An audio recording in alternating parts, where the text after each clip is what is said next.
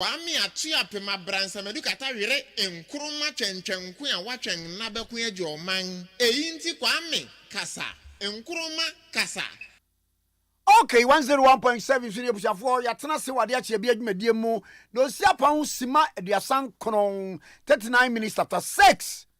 Bosomene that was so, Edumi and Sabosome and 9, a fair penny, a Dionu Emu, a Dani Ukwada, Wednesday, 13th April 2022, in the year of our Lord. For why when you Kinka when you go past them, what family Radia was son, what Kwame Nkrumah Tikese, your morning show president of the land. For Bible ni enkinka Onyankopon asem Yohane sempa etre edu enwotwe ni yiyi mu aduonu mienu ni aduonu miensa. John chapter 18 verse 22 and 23. Yenti Onyankopon asem. Na waka asa no asomfo mu ba ko a wagina ho no bo Yesu asotro e kan ase said you will was of penny. Yes, was in a say. Some carbonia. The bonino one dance ye. They say, ya, a dainty now will bore me. Verse 24. Hannah ma, what the how much chireno? Koma os of penny kayafa.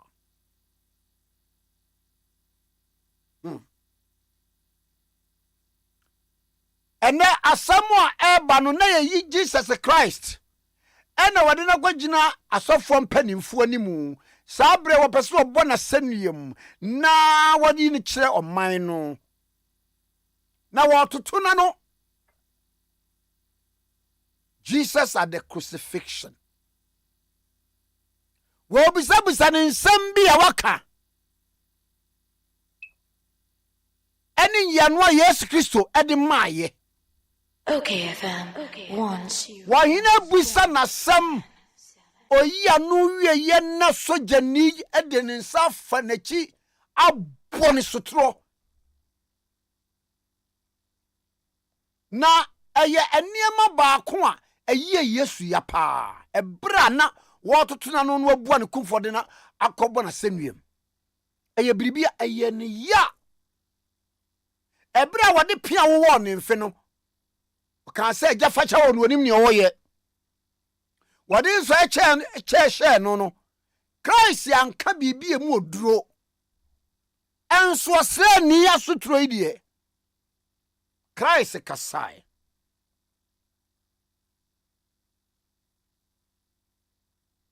What how baby the bay a war? A nipper tie a town war. Nipper beer, one power in one way. And say, Oka nokure. Eye B. What's the nyina no problem awo wi ase nyina no. Na wase cement ya mode ye construction no. Enka momfa nyansa kwan so na monkoto ni. Wo se wompene. Ofiri wa no akobɔ adwuma na ma ne ye se. Wo mom na wo se nka ye nton cement manie. No no so wompene. Hwe nipa mpe nukuro. Nipa mpe nukure obia mpe di obese kire no aka nukura kire no. Eti one year did nukure. 1 year kan nukure. 1 year opese pepe ye de da enkoto de da. Wo munya problem. Obenya problem wona busuam. Obenya problem na wadiem. Obenya problem wona adwumam. School a obenya problem. Sanse no kura bi hye baabia nipa bi ntumi nka na wono akokantia.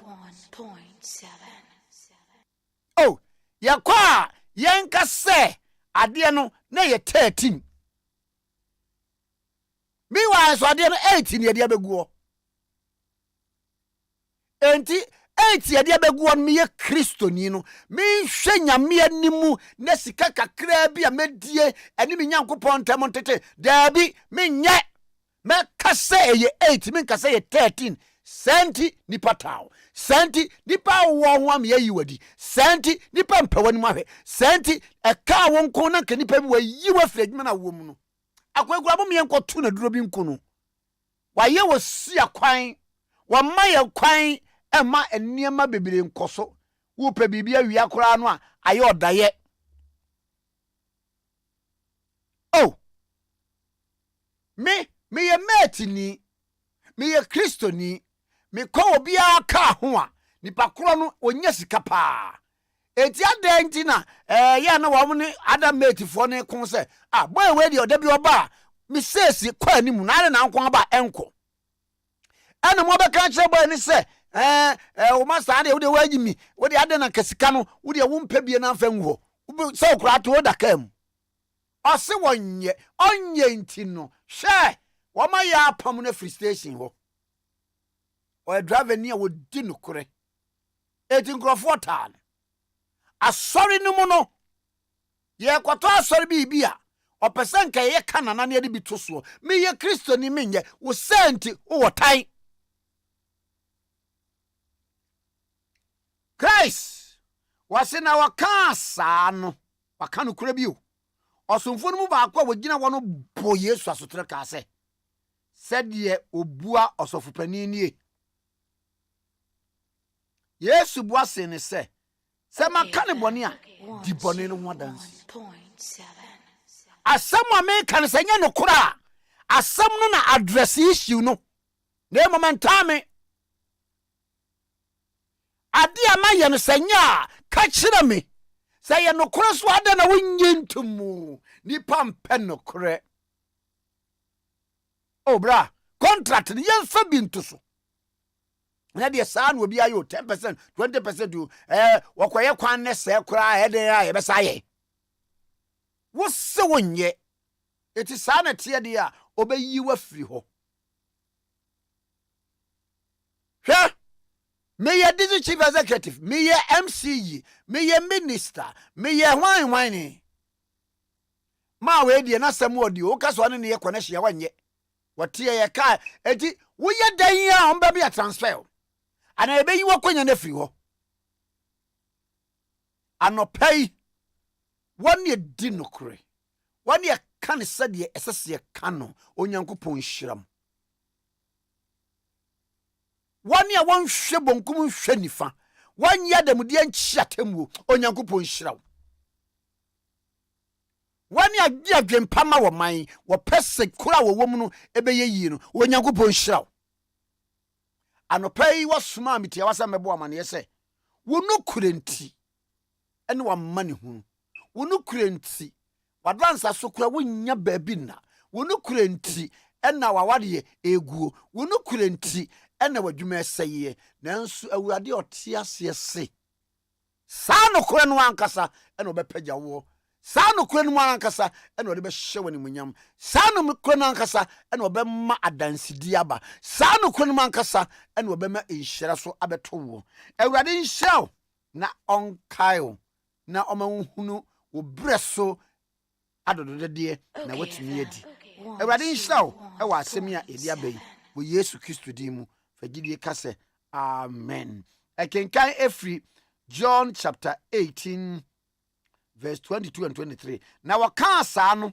asomfo no ba akwa wogina wono bo Yesu asotre ka se de obu asofani nie Yesu bu ase ne se sama kane bone a di bone no ho danse ne se yi a adenti na wo bo me ne se yi a adenti na wo tame ne se yi a adenti na apese me wufiri wi ase ne se yi a adenti na apese me adwuma bo me ne se yi a adenti na apese nipa nyina hu se me nipa bone ni ne se yi a adai ana apese me nimu gu ase na bebere se etome onyame be so mu wote wo mo anim nwu ase da na wapagyawo ede wa ya dansidi Jesus Christ di mu ne abompa ye fagidi kase amen.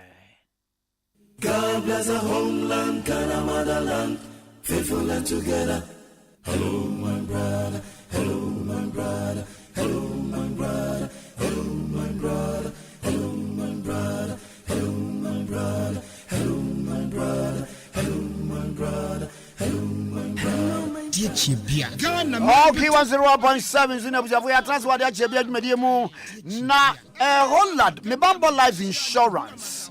One sponsor yen ade achie bia choi yetumi de ebre opepepe na Holland me Bambo Life Insurance simen kan kire o say ebia wanya yie ɛyie no wakɔ abosiabo na akɔ wonya bi mepacho Holland me Bamboo Life Insurance say obekua komwa say wa register insurance nko with Holland me Bamboo Life Insurance ya na insurance no omso ne registration no enya din o sika wo dia register no yete obi anso eye wa wo dia bibia nto wa wo dia a service o pachotie Holland me Bamboo Life Insurance say e bia wanya yie na wo sika no be yie no edi oh ubetimi abe register ebera wanya yie ahodi ntini ahohiri ntini jabowere ubetimi register bosumi bia ntimi 1 cedi and I enter me 5 cities, and I enter me 15 cities, and I enter me 30 cities. One scan the why or the one who choose you open. The whole month never to 1 city pro.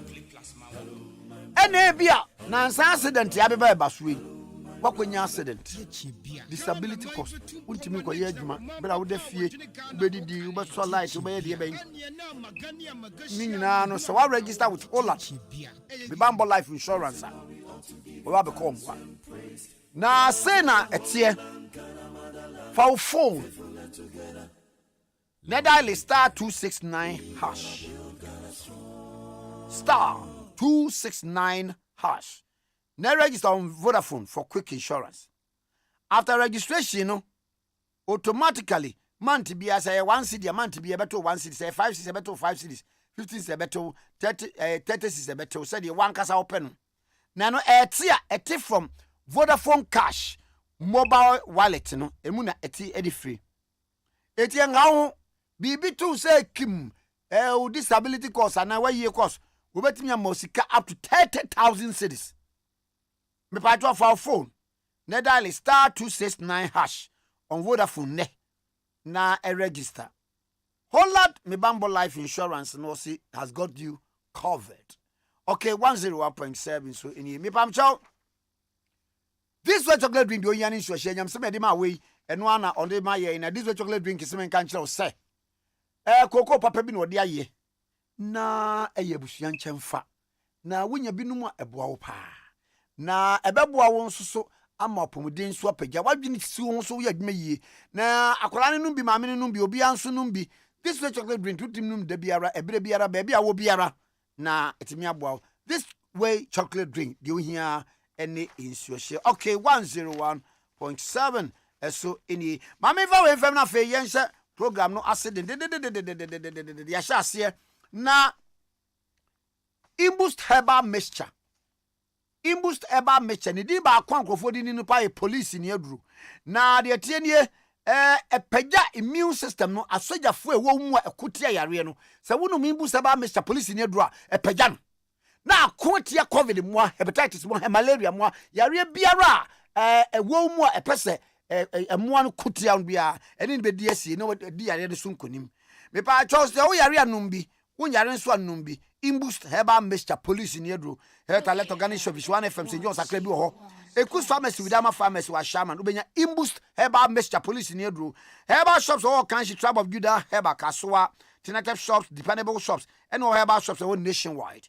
Imboost herbal mixture police ni aduru G number ne 0540 710113 0540 710113 and 0246 20 84 96 0246 20 84 96 Imboost herbal mixture police ni aduru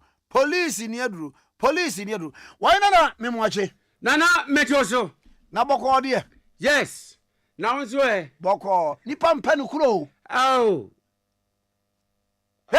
on ka semu a enti abanu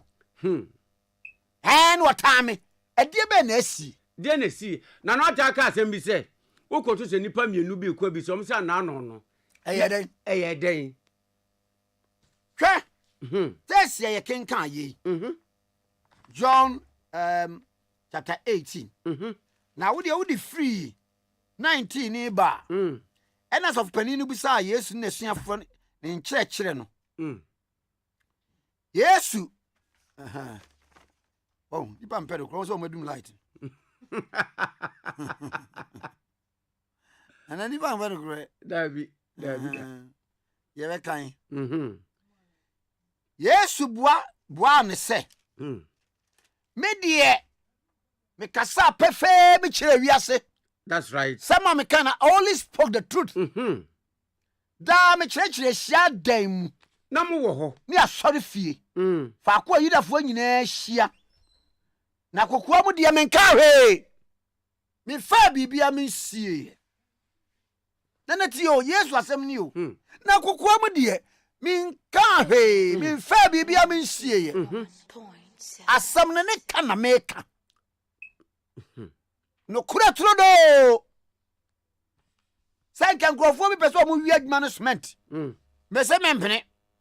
Me boni amaye no. Me boni amaye no. Ene se wo ka so ne me be ye lie. Na ya gi sika free obi ho. Wo se wo nye. Kokwa mu de me nka hwe. Bisa woni a wote ye no. De me se won hwe. Wana wonim nia me kan ye. Wa yi adanse. 22 ni se no ka asa no. Asomfo mu ba ku a wagina ho no bo Yesu asotro. No kura wo kan ye nti. Nipa ye hypocrites. No kura wo kan ye. And nipa kura so a wono so gina ho a wo asem wo ye ho nkrodo nkyere no. Wonim se no kura pefe na we aka. Nipa mpe no kure. Nipa mpe no kure. Onimo wo ye wonu ba ba di asem no ho nkomo ka gina kyere se asema sisi se. Nipa mpe no kure. Yesu se hia dem na wenum wo ho na wemu wo ho kokwa mu dia me nkoye meeting bia mu sa wo mo me kan no am wo ho me kan ye no wo mo ho di no kora kosi wo wuo mu do be ma wo da nkwa abutiri hwe so ote se accountant bi wa adwuma mu na akwa no wanya oboa wo kan kore coach we die ni selection die wo ba ball a wo hwe anima wo se ese uniform ampa so wan kasa wonim se uniform wan kasa wonim se ade a wodi di nipa no enye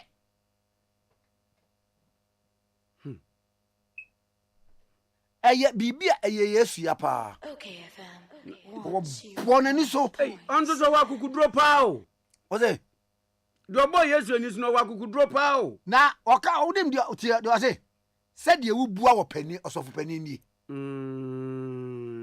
na dwie ne se wan kasa nche so pani yi ba meanwhile no kure ana no waka had the hard truth na dia waka no nimu asotro bobi wom the booms ani etiti hey enyuma mu ye hypocrites and sorry mu hypocrites ye abusia mu hypocrites abontai hypocrites politics mu hypocrites na nantwe ye brei so asommo no be ye wo be na ye yiwadi obaya ni ayiwadi apamon the way ya ogina ho e kasa no tese wa kasa caught sympathy for himself or herself as if said oh yeah ye nye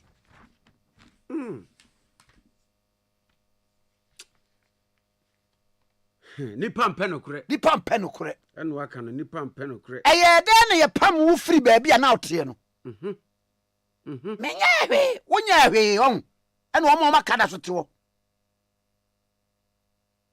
media waso be pam ye free sa dia na wo ye na nei obi a ye yi na dia free hwe na me kan asem bi ntero na me fa nwie so ko prison prison obi a wo prison bia wutie na asem de ebi so na se obi a me so obi a wo prison bia na se mo ede obi a de bem na oguo then so the fact of the matter no any saying ipam penokura mpa yeah politics mu wo mo penokura bia wo mo bre Okay, FM. owura bi na ko wo mo yi ni minister ena go fokobo president bia man ye se akwa we die wo wutimi ni nya deal kwedu aye de bo no ani kwedu de we de na samo den dodo Debbie. Wait. You will not bend the rules, oh. Bra, where there's somebody in the choir. Many choir charmers can one in will be a dibi. Nipam penocre. When in the choir lie behind us or better moto. Or better to just an cocan one yet. Samaya Bonia, Caboni was somewhere. Nessa your papa, and dating a woman me. Aya papa, as some American, aya papa, I didn't know much and could dimatem. Aya papa, I then am with me quite blue so person who come free or number for potion. Say your papa. Say your papa. I don't know what time. I don't know what time. Next, let's say Nipam Penocre. Nipam Penocre.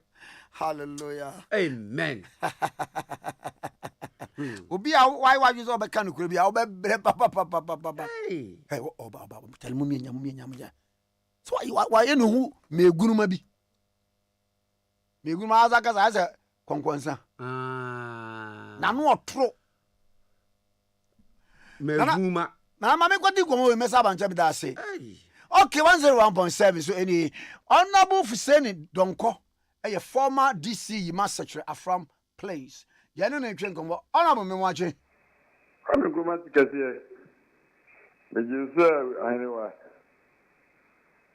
Nkrumah dia du yeso ki se o de cleric kan be bo me ni ati asori o. Nti wa oni akecha madani nkomseni preocupe. Aya prophet Fuseni Dongo. Serious one. Adai, edi na asie. Na media nkomsia ya sike o me mu nyina se ni nyina ba mu. Apiati die o hwe abamu kura mana sa agi yensem. Edi na asie apiati. Oh minia.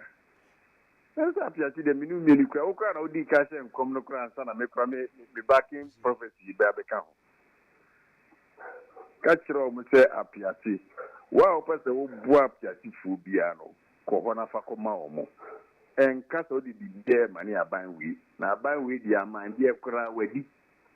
But I'm not a me devil's advocate or whatever. Minim say yet say committee. Said yet tie na botoa. Obi antimi nsori na okwa na hwan na akopɛ no de akoma no. Ene bia kakra obi abema no. E kambo mu ebe bebre ye hunu sɛ ɔman ade we ne yɛde kɔyɛ wa apiate we ne yɛde kɔyɛ apiate. Na Kwame Nkrumah Ibrahim Ayamade ni de ko ese ko duru yo. Ɔne de na dɔɔso. Ni bi na America no. Ye ne sa kenya ne se ya beduru be dia ya beduru eni. Na da de na wate de na wahunu. Bi ni abema. Ntu amani apiatifo ko mi se de nsuo kura ta be bia nipa betina kwa ye den wonyan. Anano me ne nsɛm twoni no atwetwe nkomo. Na wotwa mfonini kakra kyerɛ me. Mfonini otwa kyerɛ me ne sɛ afidie no a yɛde twa blocks ne this time de ɔmo twa no ɛnyɛ ayi ne bia ɛnyɛ electric one bia ɛyɛ pampan ne bia nipa be nsia na etwa ɛna mbuza sɛ na block we de besi kuromu no nipa nse ɛyɛ afidie pampan be we manpower yi enum nipa ɛwɔ ho enuru 15 ɛno yɛ de da hɔ ɛna ɔkan sɛ wɔn asetrem so no ɛdi nipa bi wɔ hɔ a ɛsese wɔn free apiat ɛbɛ bi like komfo anoche na ɛbɛ hwɛ wɔn yɛ deɛ wɔn pira nom ne adeɛ ɛno no sika no ɛho asɛm ayɛ din ba metietie mu sɛ free mpanimfoɔ no wɔn se afei na nhyehyɛ no wɔn de gu akwan soɔ sɛdeɛ ɛbɛyɛ sika bi nwunu ɛmfa baabi a wɔn bɛtumi ayɛ no kama paa ɛna no kɔ wɔn bɛbɔ amaneɛ sɛ the next I think akabusumi mienu no wɔn ahyɛ project ni nyinaa se gidi na mini abema wasema na okana no pa na mitie wi se ni pampa no kure vice president call apiate ho aseme no ka kire omo omo how many months said the very rebuilding no Kwame Nkrumah ni di o na me so kai me kai vice president ka kire within 3 months yebepe bebi on betina ma omo yebese ti krunu kura foforo kura ma omo because apiati de an emergency case o se medika ka che on so say ɔman biara nso no yɛyɛ budget a yɛyɛ instead of just fotoɔ de to hɔ a boni fɛ no contingency fund ne yɛ sika yɛde to hɔ a in case of emergency ade a sɛbisɛbi yɛn nan nwene ho sɛ ebisi bibi te sɛ apeate eti ne yɛtwa sɛ sika no de to hɔ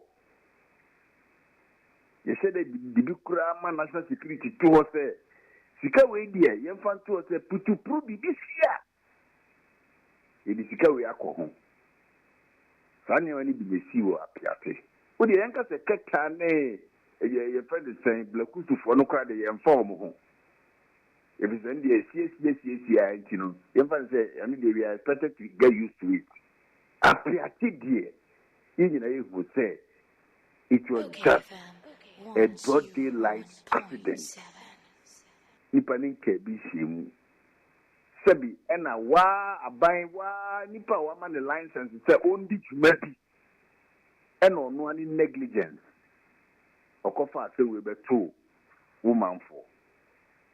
So in the first place, government is mandated by the law. Center, no kase, baby anka piati for beda. Sebi the ever call man no krano. Nke just about now kabaya pamo. Enu esi krano, emrasa wo chichira ban say company na odi niema ne kwa sebi ekwa explode wo hono. By the rules of operations no.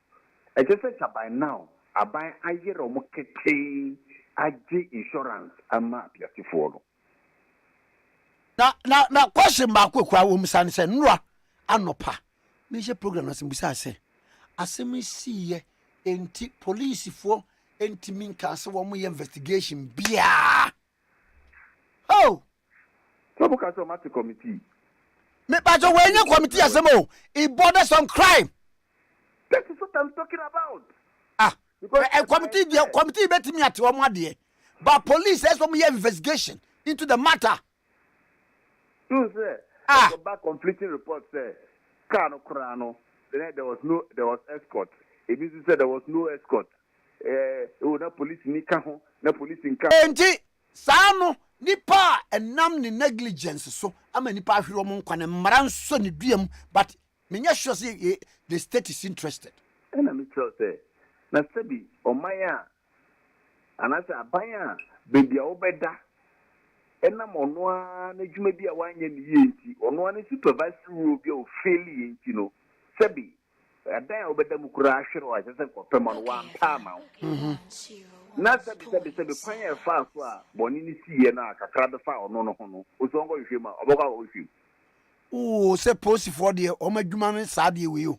And I make sure say the government slept on its job of supervision. Yenta, the never said me politics are not pay you. If you say a buying and a little a Mazam company, they say they should transport explosives in this country. A buying a sour, a CDA say, or Besha says, or the star explosives a free Peace FM. And they are back okay FM. I just are binding a key. I said, oh, my cat was a father no corner for ye, and one for Yanni said the OPD and one for fast around the man for. I bind it to say, Nipana cried the cock, or just so catch a buying agency, so Mr. Lamu. I didn't have woman quite some Fanco okay FM no. May they call no do. Now, buy a catcher, so they call the air. Me ye as the Kamoaka home. But in the him. No chef, I didn't know the book could do okay FM and pa. Now, as the kid didn't, it could do okay FM. Isaac Abasa, the boy, by a man, and power the free piece of FM, okay FM. It could do her, do back home to make job of her. I feel not by a unit. So that was what government was supposed to do. Why, and I didn't know. So it was the negligence on the part of government and the recklessness of the Muslim company. And they are in Kemrachi, just a deeper we say, when Piasso and just a beautiful hotel. Enti sabi ye wo mra wo memo obi kura wo e friend saying apiatia na komo kama fo no do mo audio aban ene manzam kokko court sia obedi be. The question is say hwe we dey wo kan we me ma example bi June 3 and na 3 June disaster ni see was circle no pacho utie me ohene Mi tie pa minia. sa petroleum company na wo ho a ba say gidi state no antimi ansiw company on behalf of Nkrofo wu ye Nkrofo praye e be pem ne Omaya yetimu no bi we have in Ghana. Because ana me pacho ana a country bi omay bi foforo so antika June 3 ana June 3 sa de si ho no etika ye ntimi ansiw company no only problem company no ni insurance problem we are having in this country is though June 3rd you know akoye say natural disaster na fra a friend say accident it na komani kana koye kana because it wasn't the fire alone that killed the people but because the insurance was flooded holding you company make me the assurance enye insurance nke jane ba nke nipa ni please nanka ye betimi court yes to establish it or otherwise. But now the just company ni and make I think ya yire omo kete na victims ni nyina no heavy compensation e be free company no ba enu bi na eye me nwanwa say until now you can see a fine apart from that kwa say ye compensation ama wo mu no some Nkrofobia enam wo mu sasom ye no must be brought before the court. Kwame kuma san komona na meni wudi anope yi aba ba mu enchirimu na ase menim say ya said out ye yi ni because abomi etna piatifo anemu afine company no kata $6 million anameboa ena menu kata ye see company na chia $1 million na ayi awonwasam ni se na onabu inu safuseni edi nkomo no was impo the ministry and the minister for that matter any that locus say obetimi agina wo pese mpacho ma fine was it Mazan company no kwa was it a court and they say deciding on the matter. That is it. Hono na kabeba hose unze me dikaka say one abina nkasa krano because they wanted to hide behind their responsibility, you know. Omu pese omu gani free omu responsibility, you know.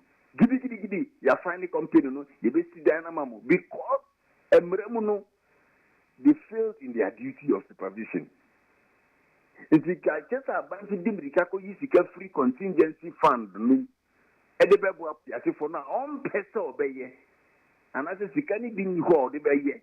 And I said, "You are going to the full you know." And no dimmy the cabay if you share the moon. Oh, my buffalo to moon for the cambi gum.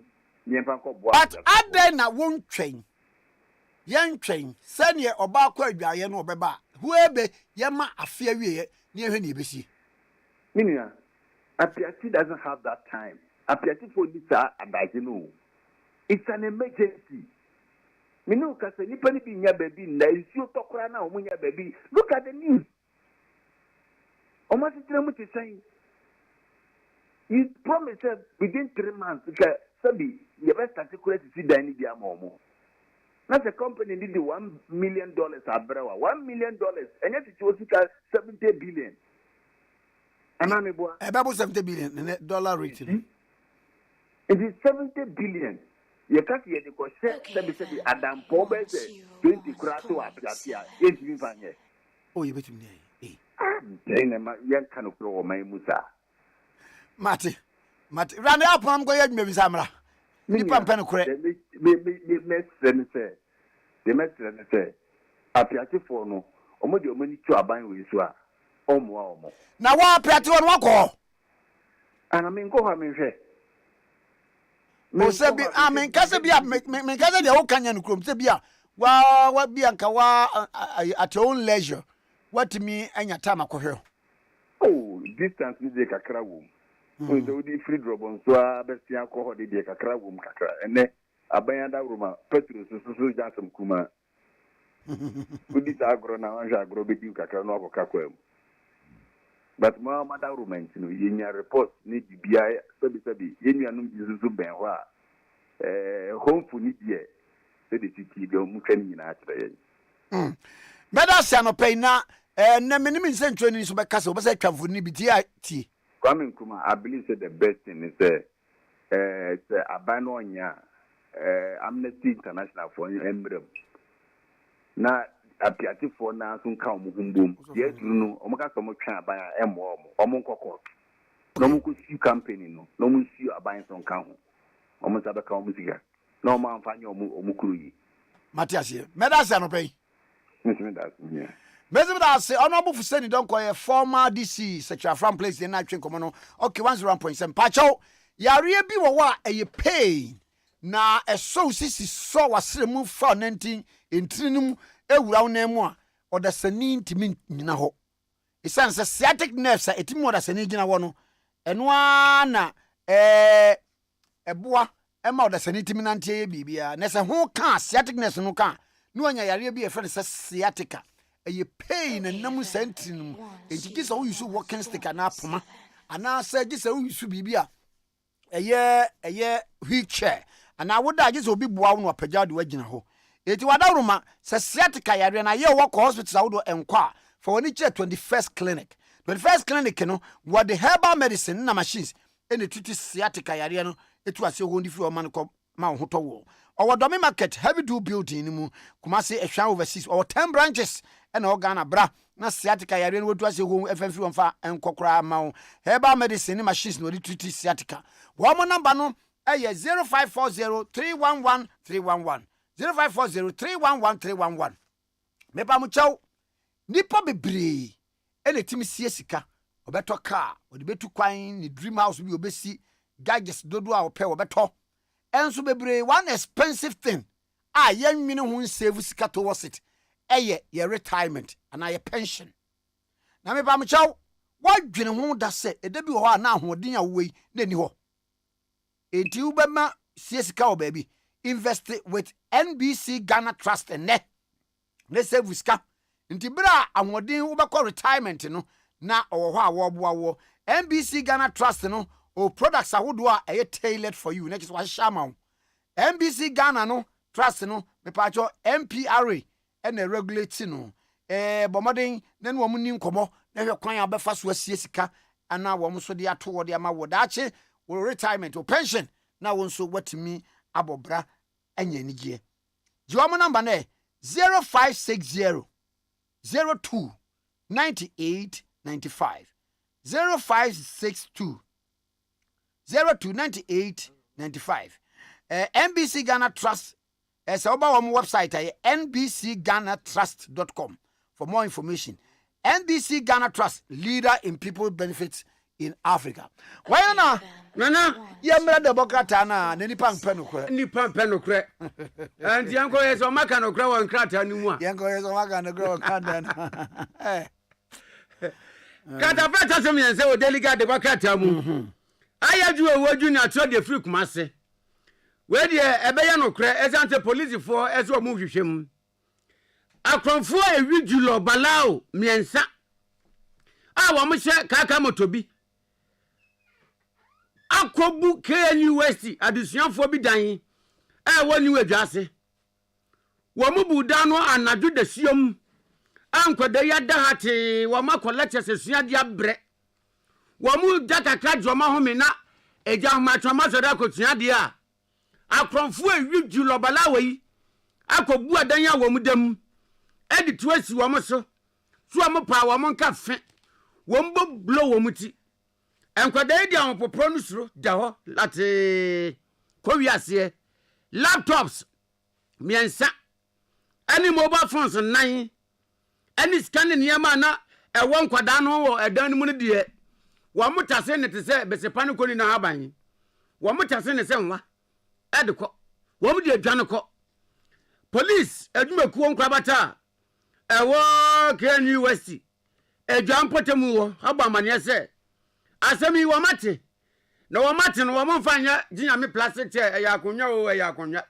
ɛntena so ɛna ɔmo mfa njane egyaade akɔnwa ntena so na mmom wɔmɛsɔre waka etu ho anam wɔyɛ nhwehwɛmu ɛsɛ fata na enipa bɔnefo a wɔmo sɛ kaka motobi ɛkɔgye nkwara ne laptop na ɔmo mobile phone tablet ɛne sika ɛkɔɔyɛ no yɛakye wɔmo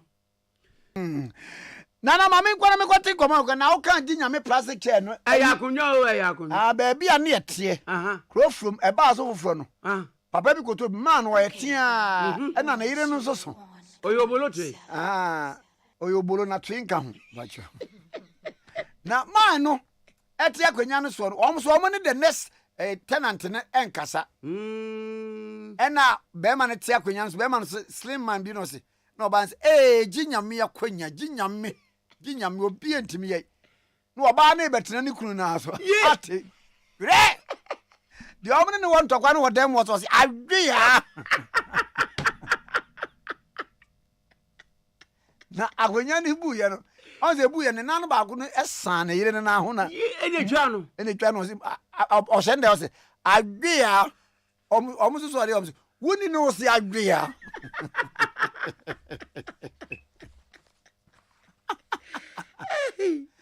bɛma nso yɛ uzu nim si yɛ mienu yɛ nkum wabɛtena sɛ manabu akwanya kora mko serɛ nana nkote komo yɛ maba saba nkyɛ meda okay 101.7 so nie lawyer Godwin Edi Tamaklo ɛyɛ legal practitioner na we aided ma former president Mahama na yɛ ne no entwetwe enkomo council memo channel pay council memo channel pay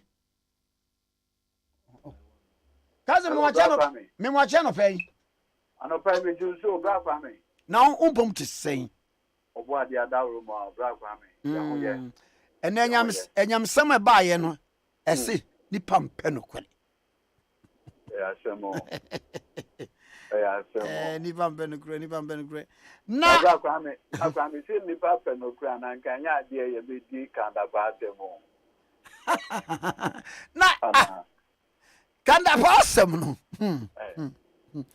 wona sanya no kure nyina ayi wate na no pem so obi so nya no kure nyina na yeka obi attest me sanya no a different Okay, FM. a different say obeka say nya no kure nyina na yeka no obejem ana yeka no simpies in fact obi na kan e penny bi na kan e o say trolls are secured by secrets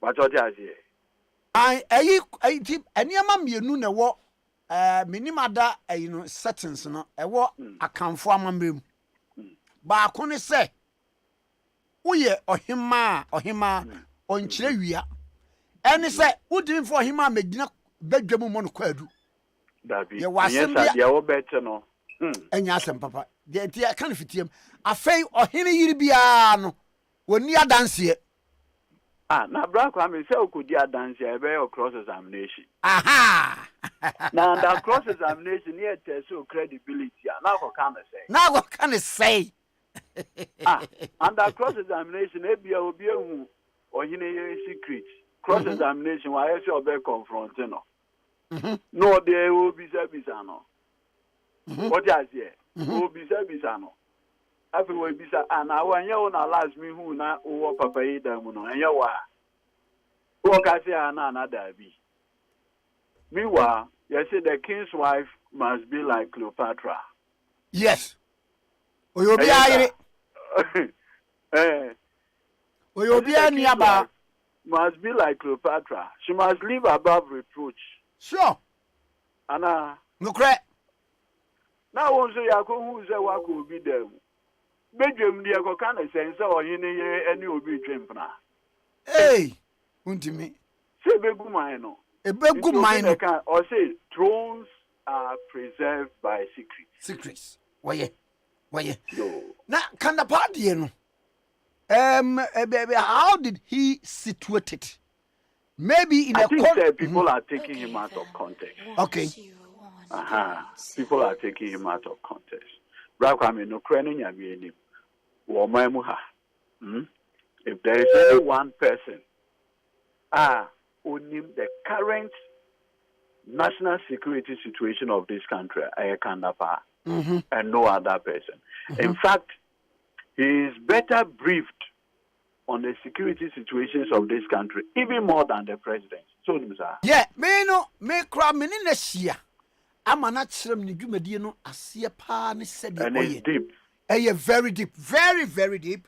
Deep. Very Look, very deep. Very deep. Oman Penny may not receive daily security briefing, but can the daily. So they may be an officer. Prove it. And ono so na a briefing mampani. And I make it no cranny a filter. What I say? Information a bit low man penny hono. It has to pass through him.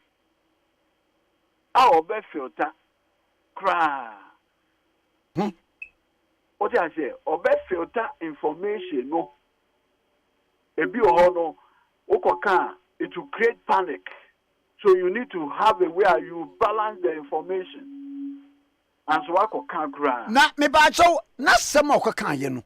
Was he talking to judges na dear Ben what? Yes, one will say for some time now national security is putting together a national security strategy document. Yes. For administrations bar and what have you. It's a comprehensive national security work or more year. Now, because there are three arms of government, the executive, the legislature, and the judiciary, almost have a national security strategy sensitization meeting with judges, superior court judges. I would have wished, sir, it was not for public consumption. But what I say, like the whole but what say? No, but the media were invited. Why I don't know. Okay. I would have wished it was a closed door meeting for some of these frank discussions. One will say, Kwame, there are two things that we must always differentiate. You are the FN of national security. You are the FN of regime security. The regime security, they say, we have to ensure, say, the Akufo-Addo administration completes its tenure. A regime specific. And there were national security issues. Another day, my morning ensuring say the entire country is stable. That's comprehensive. Sabi, Mr. Kandapa, from the time I OFI ECG as accountant, the rest of his work has been in politics. So, at the point where if you just say visa. Yeah, if you just say if you just say MP. For almost 16 years or 12 years. And obey minister, at a point, defense minister, cry woman, Peniku Fabric. Okay. As I interior, crack a crack. Obey interior. You will be a comprehensive understanding of the security architecture of this country. Papa Kandapa. Ghana, your security, and some say, Papa. They say when you met, you meet with him. And some people back why be about baby? Abaka say, oh, so some back on radio, so now me ignorance of the very deep. Actually, no, extremely deep. And I can say, you see, they were cut across different shares. Obviously, as an accountant, so they are not to change in politics from parliament. At the point, I think he was even the chairman of Public Accounts Committee.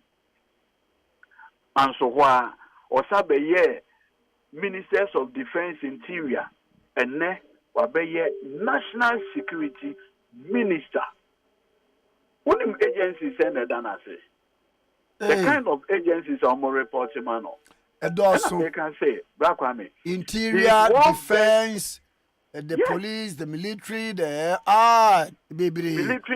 military intelligence, immigration, national security itself, Ena sisi almost from NI before. Yeah. Among all other institutions, almost reporting manner. So the knowledge is up to date almost. Except the field workers are if you almost having the raw information. Or no receiving information, no not processing information, no grants are come and penny home. Mm-hmm. That's the kind of information available to him.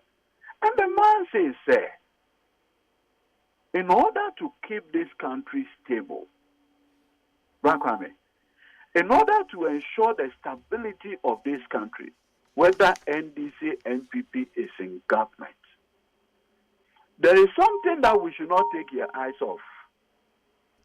And that the judiciary. And this is why it is so. Okay. Kwame, when we say the three arms of government, two is tainted with partisanship. That is parliament, a competitive electoral process.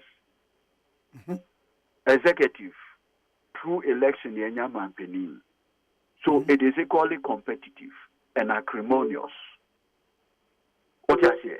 It is only the judiciary in this acrimony anyhow because of the mode of appointment. Now, not the okay, say in politics, reality is different to determine, almost difficult to determine. So you gauge public perception. It's now even corruption, internationally, you do perception index. You don't do a reality index. Perception. International, Transparency International, whatever. What they do is corruption perception indexing. Because it is difficult to get the real details of it. Let's say as Minister of National Security, the perception we are picking, more or less, and then they say, there is a growing perception out there. And he uses the word, he said, if the interpretation of the law is always tilted much in our favor,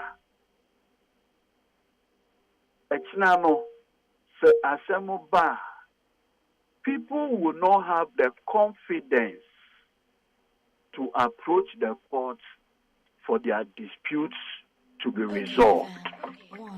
And if they are not able to approach the court for their dispute to be resolved, they will resort to the streets and our republic will be gone. What more honest thing can we have than this, Kwame? Now, Obi Bisa say, Emra de Edemra, Mwana Mokan said, the verdict is the truth, and the truth is the verdict. And he say, Edabian sa Adiano, Omodemrana to the other, net to their favor. And no, what is wrong with it? And in Babiaka says, and call a lawyer, Kabianka, one yes, sa comment, no. What you say? Onunyan for Kandapa, the only my lawyer for be friend. What else I say? Me too, pa. The only no, you're not lawyer for be friend. Sebi. Remember, I said, why ye MP thou? Why ye maker of the law itself? And your legislature and they make a law. Then the court will interpret the law. And yes, sir. Sir? So he has the benefit of lawmaking. And we'll say, at the level of interpretation, no. Sekoba say, consistently, no. Outcome nina beba o friend of verdict na nina beba no. A show, a pattern. Say, maybe Party A, Party B, in a debia, and your marconi in his favor. And maybe ba, Timemufu can say, oh, say had there ye qua, ye nim, the verdict bebano. Ye nim say, ɛnkɔ yie ma yɛn nti ma yɛn ha yɛn ho kora ma yɛn kɔ hɔ kora bio Okay, FM. ɛna ɔse as a Anyway, no, you are talking about politics. why not? Now, He's Mebo, a minister. He represents, at that point, he represents the executive arm. And you see, Obi to say, Kandapa, when you be Obi to me, I refer him as a loose talker. On Kasa often. What I say, hardly now bet is Wakasa. Oko online, now Google, things said by Kandapa, which means who said, Okasa, 6 months, 6 months. Ebrebi ana parliament na ne colleague member of parliament can simbi efa achirenhia ho na o raise objection bi. So, Mr. Speaker, tell my honorable member of parliament that when he's talking about achirenhia, should be very careful with the words. So you say, oh no, he proudly says, Achirenhia Secondary School no call. And it was all a scholar from achirenhia. Fantastic. No, and you know, the point ought to be made, sir, Kwame. Position na ojina no cancer asem no. I say adia a doom pempensoa, you can no longer hide it. What I say? You can no longer behave like an ostrich. Bury your head and leave the rest of your body out there. Say hunter be bar. It is easier to aim at your body than your head. And so, there are no all Kenyan say, as a people, let's take all of this. Kwame Sebe, look. But I see some proportional verdict be. Say nipa kro no kra wo ni bi mu a because of politics as a balance act. Kwame, let me give you one instance. Okay. Okaya. After 1992 Constitution by Rollins Bayer Man. Now 31st December cool. Now we celebrate every 31st December. So okay. Pa. Good. And now Amanyoko MPP issue rates at the Supreme Court. I can say, there was 1992 Constitution. Constitution also can say, Ghana for now and defend the Constitution against unlawful intervention in the Constitution by way of coup d'etat. But I think Biano, you see a Democrat or democratic rule with a Constitution. You use state funds to celebrate a coup d'etat, a removing a constitutional government, the Liman government. And yes, sir. Into what they call court. You know, you sir, Jerry Rollins, and found the 31st December in the agro. What does he? Assembly call Supreme Court. MPP never raised. That's a political party. But notwithstanding, say a MPP never no call court no. The judges of the Supreme Court had no difficulty at all in declaring the continuous celebration of 31st December using public funds among other things to be unconstitutional. And since then, Osha, 31st December, Rollins, any NDC for Kwame Akujina baby near away. Now, Mameka, I want to send them in 31st December 1981.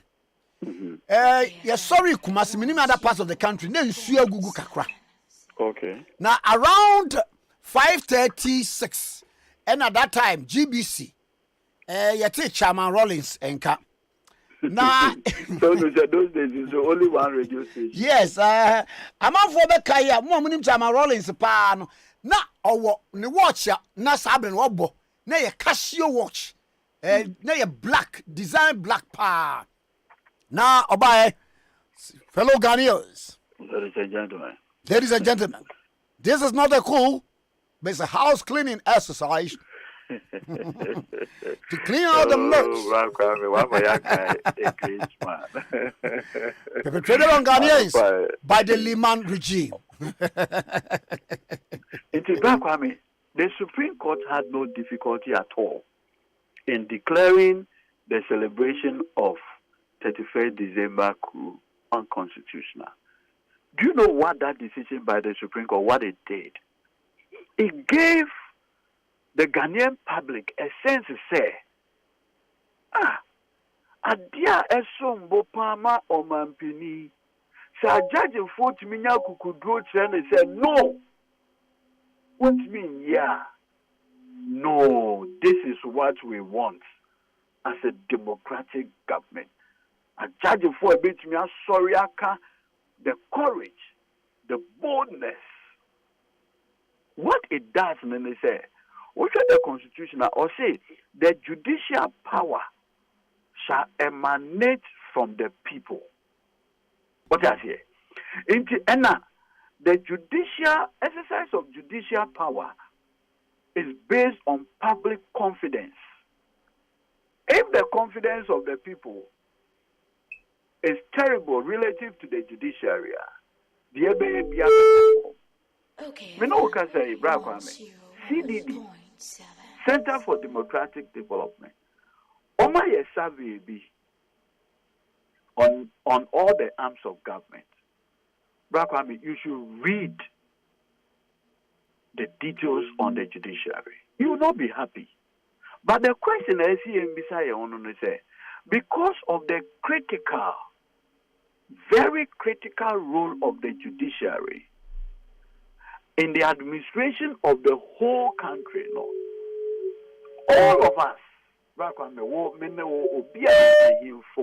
sorry for any kikahu. And see, na yentimi, engineer one can say, Sebe, ye doom penswa. Assuming the thing is even a perception, what mechanisms are you made media correcting that public misconception about the judiciary? For me, that is what Honorable Kandapa Eka. I see. What measures can we institute to ensure, say, assuming, say, the perception of the public is even wrong?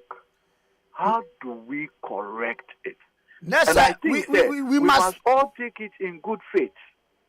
Next, we must go beyond the letter of it and look at the real issues on the ground and how to correct it. I have heard leading members of the MPP are lawyers for a condemning. Sorry.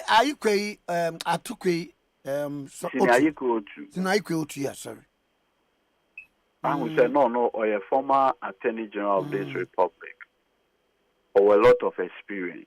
Yeah. What I say, many years standing at the bar, over 40 years. Sir John, classmate.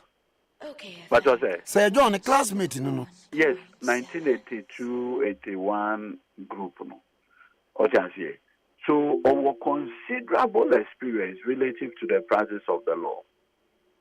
I think, say, in all fairness and candor, Obengu say, Abia, the platformer, Kandapa, Edekayeno, maybe that's where the challenge is.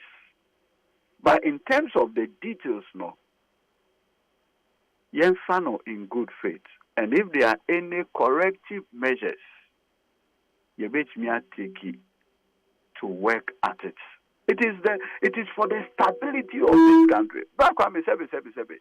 And say the entire legal profession, you're celebrating Riakoto. Riakoto Memorial Lectures. What brought about the Riakoto Memorial Lectures? It was a decision of the apex court of the land, Anna. And we celebrated to criticize the judges then. That if they were bold, courageous, against Abia, the Nkrumah administration, things would have been different.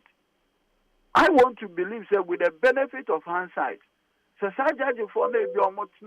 the case of Ria Kutuno Swa, maybe we could have done it differently. Hindsight is a different matter. And it's all can say, my yen train, and my dear say, and she can say, minima, that be. My yen do that point. And I think we have to take it in good faith, Kwame.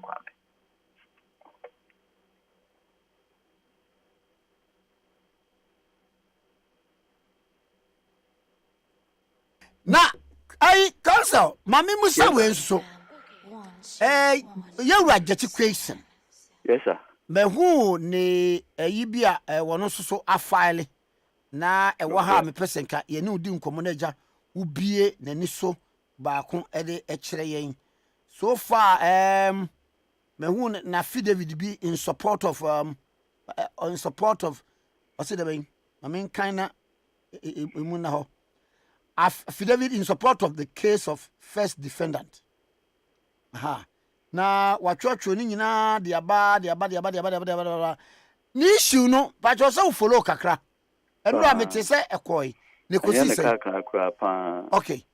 Now what do you make of sa niamanema ekoso yi ni titu the was Supreme Court when say this the question I say media idea. Like I say, I travel almost getting to 2 years now. Immediately after the 2020 election, the Electoral Commission declared as the winner of the parliamentary election, and I sent off MPP Central Regional Secretary, I friend in or file a petition at the High Court in Cape Coast. Among other things, all alleges Honorable Tikese in the 1970s, or Canada, acquired Canadian citizenship. And by reason of that, Onye qualified by reason of Article 94, 2A of the 1992 Constitution. Same way by or did the FN injunction application. So because why issue petition at the court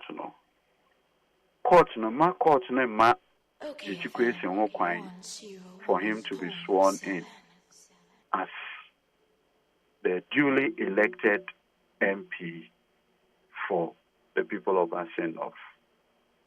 Into share. Assembly by lawyers for the education Ekasu. Nankebe even before the hearing of the injunction application and during the hearing, Omokasi Nankebe Judge now Udi Assembly at Cape Coast High Court. Because Article 94 2A receive any interpretation from the court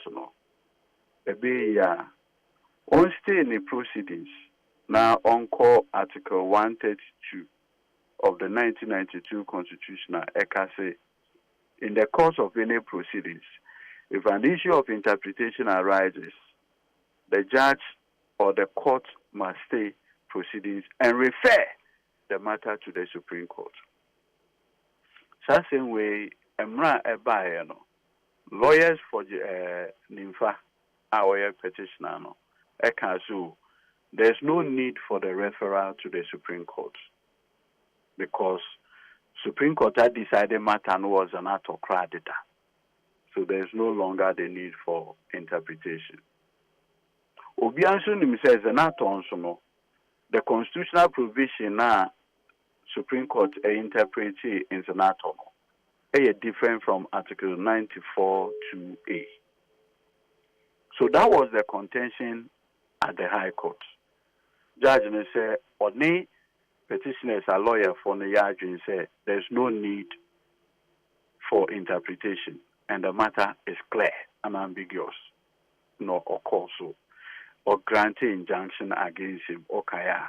In that substantive matter, no, and so one process, you will be a friend of setting down the issues for trial. So, at the setting down the issues for trial, let's just say and sama ye nyina ye begya tum se wei na ye na judge no so onhwe wonhwe into hono in our lawyers for question can say, my lord, at the core of this matter is Article 94(2)(e). Into a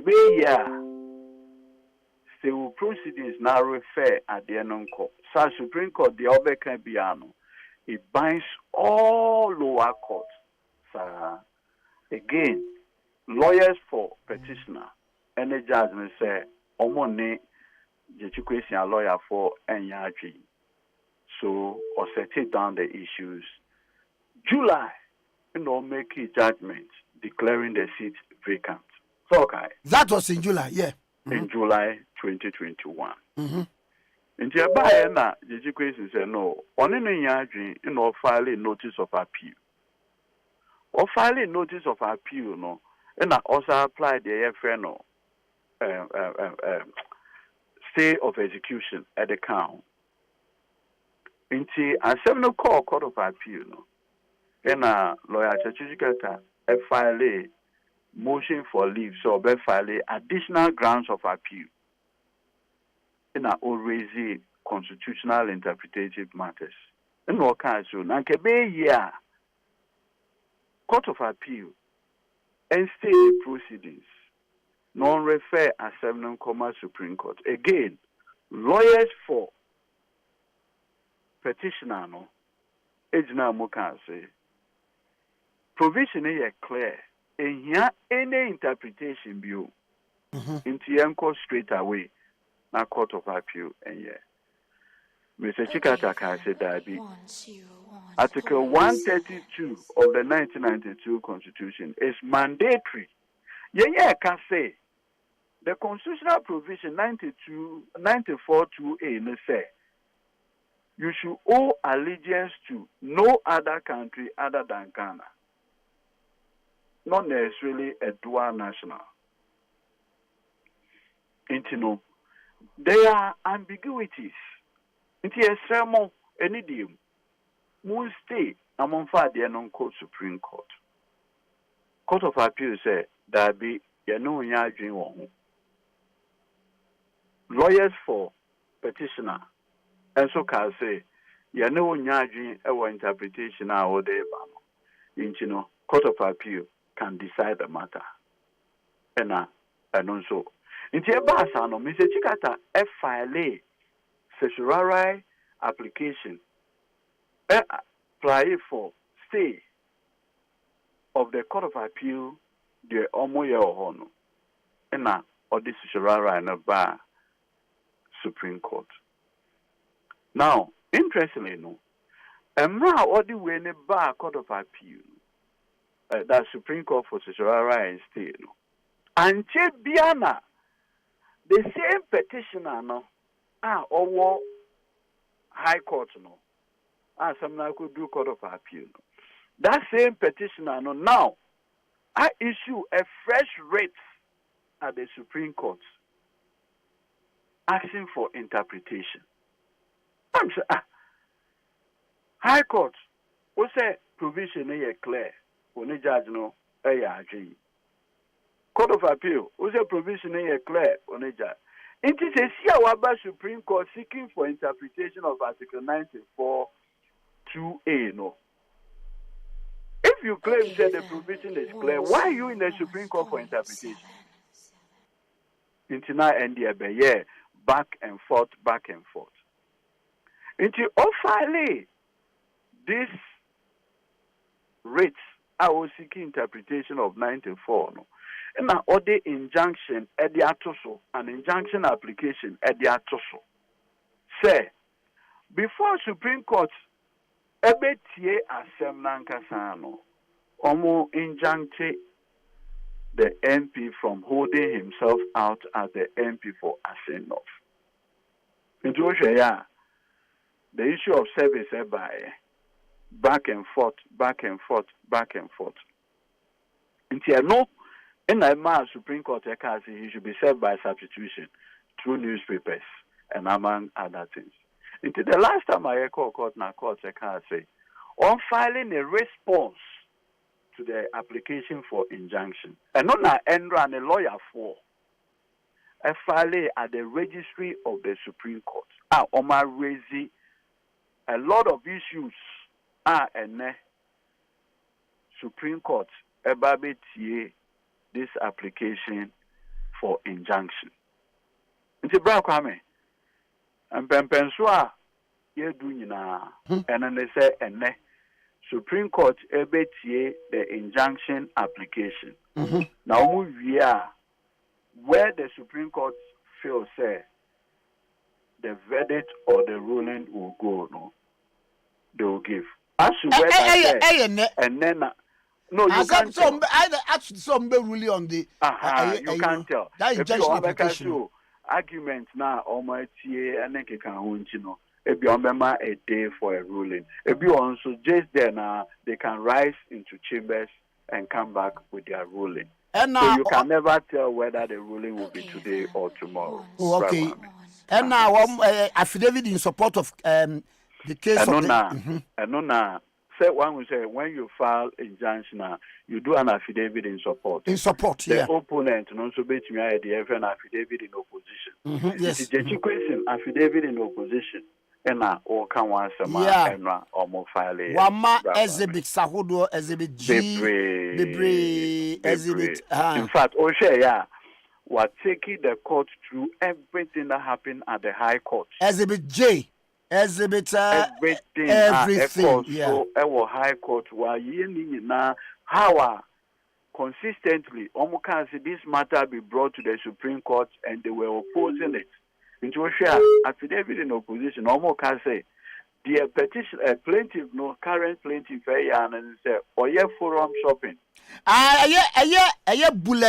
Bullet 338 in say the plaintiff ought not to be allowed in forum shopping and sheer manipulation of judicial process to turn justice on its head. Then 39, no, wherefore swear to this affidavit in verification of the statement of case filed on behalf of the first defendant in this suit. Okay. So effectively, now so what the courts. Okoha no akoha. Okoha no akoha. Forum shopping. And no, court to one makoko ne kokuni. And you know, a lawyer for more fair no abuse of court process. Okay. Which is one of the grounds are omorila. And then no, I sure say the arguments will be put before the Supreme Court, the judges of our Supreme Court. At the end of the day, the Omekano will take it out from there. The law is in their bosom. The law is in their bosom. Law, medals are pay. Okay, I'm paying some medals at Kwame. Mesmedas, the lawyer got very Jitamakuni and Nitric on okay 101.7. Maybe I'm to let us form your partner for life. Yenny at home mattress, papa.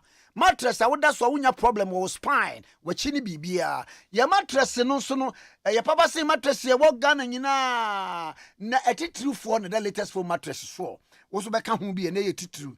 Now, your mattress near king size, queen size, double 1.5, and the cake kahuna. Your mattress, no, so no, but what can be on so any sir. What does Oba, you be sound sembi, and what transfer be that would be. And ampa and no ready ebeji and sani aton the amount. Your king size, queen size, double 1.5 pillowcases near the dinner will be baby ewo. Latest form for a sire furniture and kunya.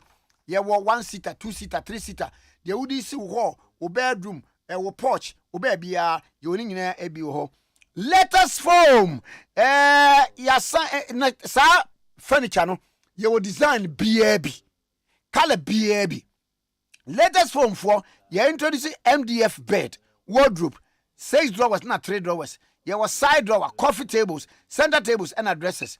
If your latest form, you branches in na you need online business. Bra, near wow, na ya come up. You be a branch back war, ya fa a bemba uleshi Moscow. No, your latest form, your branches in latest form, your partner for life. Okay, 101.7. Mammy, far way and feminine fee. Yensa and to us me pacho approaches series for one the whole Ghana textbooks junior high school senior high schools one mona extra de maye and pacho tie see primary schools no or textbooks ma wo at 25 years you supply mathematics, English, science, computing, religious and moral education. Uba junior high school level no a project series textbooks now what no mathematics, English, social studies, integrated science, 4th edition, creative art in the ekeka. Our project series is our books, textbooks pa senior high school no cover all the core and elective subjects. Senior high school books no including integrated science, 7th edition, global studies, 3rd edition, economics, government, management, living, etc. Books now were updated to conform to the GES syllabus. Kaiser books no ebi wo bookshop bi wo Ghana, Liberia, Sierra Leone, Nigeria and Gambia. Company no ye door to door delivery. Fra wo na make you order 0244 24 8255 0244 24 8255. Approach series, a reliable approach to success. Textbooks in every primary to senior high no omde na onya ubetumi atwa exam ama ho atọ. Yawura John Boadu general secretary edema Osun Konkwa Manyuku a wodi aban NPP na yenini eni nkomo. GS memwachi. Majo so na mo to sa no be. Ya wo ye pa na wo so e. Onyame adom ye ho ye. Ami. Enra yeti se mukọ neck meeting. Na mukọ ye de piefi abontin ba yese mo regional constituency elections no must suspend it nanka eba so this month ending. And enkomo be ne piefi mu a ekita from pempem akoma epese wo mutie. Yo, that's look at you for now. Yes, national council meeting 27 January, and rules and regulation guide the internal elections from polling station to national. No, get it to ja. I polling station then electoral area coordinators elections. No, Oshima. The few places are the challenges kakra ewo ho nsa shase no na ntime ho asene ne makakra bi by but with time no you put in place alternative dispute resolution committee more ahwensem ne bebre and so far no we share a political party employ the service of election management body Diana on our own. It may election close to over 38,000. Now share a party for the process next year. Now idea. Now you need Akye and generally you meet here I report back to National Executive Committee. Now I was say those ones I was say the diffujuma ne gusu aye diffujuma the area no so na say abrewa yi tomakwa ma ebetini aye constituency elections na ye jitumu the neck they decided say constituency elections no ye be no between Thursday 28 April to Monday 2nd May 2022. Into all constituencies are nsemu ene ho na nyama no no ye be ye ho consensus conference na so the election a process and event this period and ye de betraba no but 19th and 20th no it will be a nomination na ya close ye be vet in 21st of this month yeah. For the constituency elections. For the constituency elections. Okay. Yeah. That is 19th and 20th. It will be near close nominations. Vetting of aspirants, November 21st and 22nd. So, yeah, vetting yena se ubi anfa vetting na our PBR and also with me here between 23rd and 24th. Now, 28th no.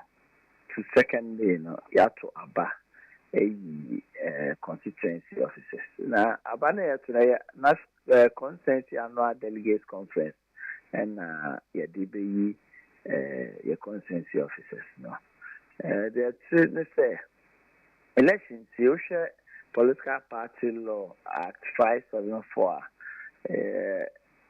Say and Tikese electoral commission na other organized elections. Nti can't say consensus biara.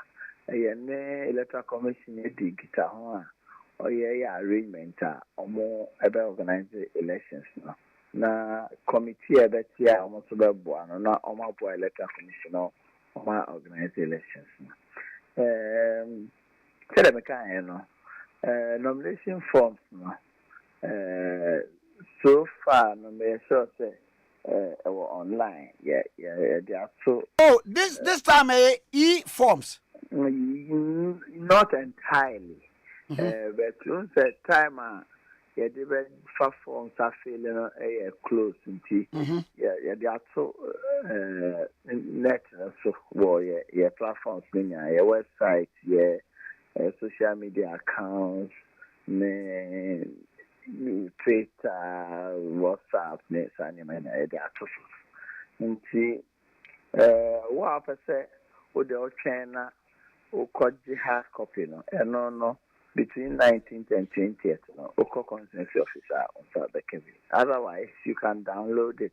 Now I feel it. 19th, 20th, now I can file it. See, file here, I will share nomination fee of 200 Ghana cedis. But two contest for chairman there and only chair 500 Ghana cedis. And there are no arrangements now and the two Ghana. I see. Now, Mammy, who qualifies? Why next with him go for form? I was our constituency elections at Abia. They qualify here will be a registered voter. Our constituency or not a member of the party. At the constituency. Also, will be our active. Yes, I name no. Our constituency was good standing for at least 2 years in the constituency. And also a member of the party, also a voter of the party, that a registered voter.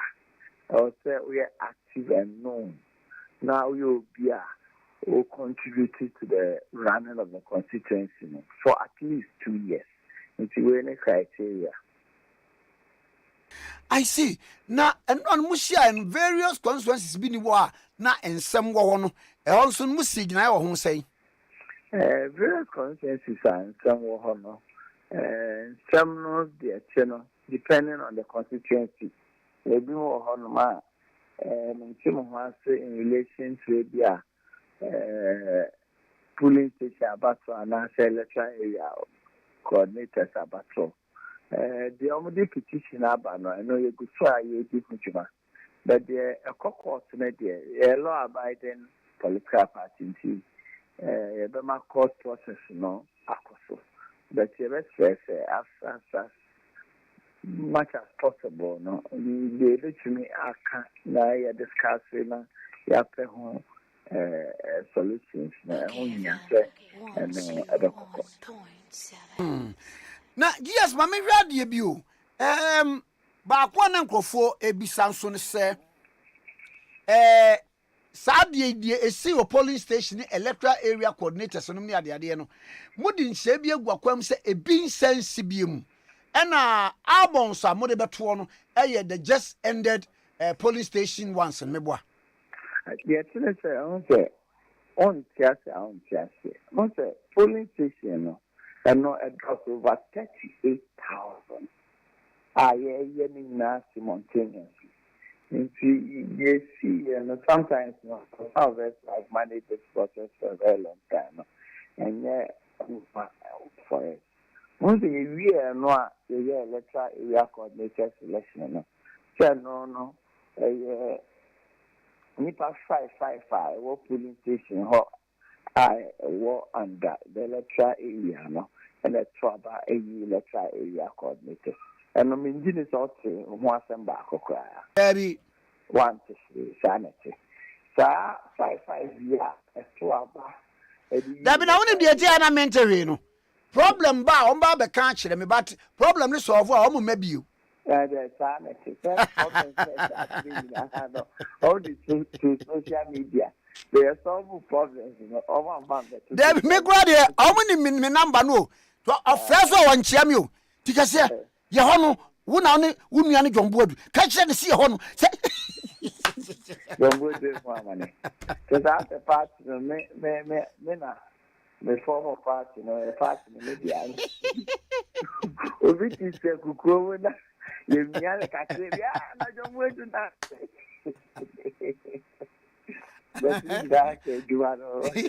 No, baby. Abon who said, Nibago Femi, I say, I say, police station, Abon, yeah, John Bodu go from Gua. Never John Bodu go for the other. Let me hear police station in the trial for the selection in there. Conference is there, no, very simple.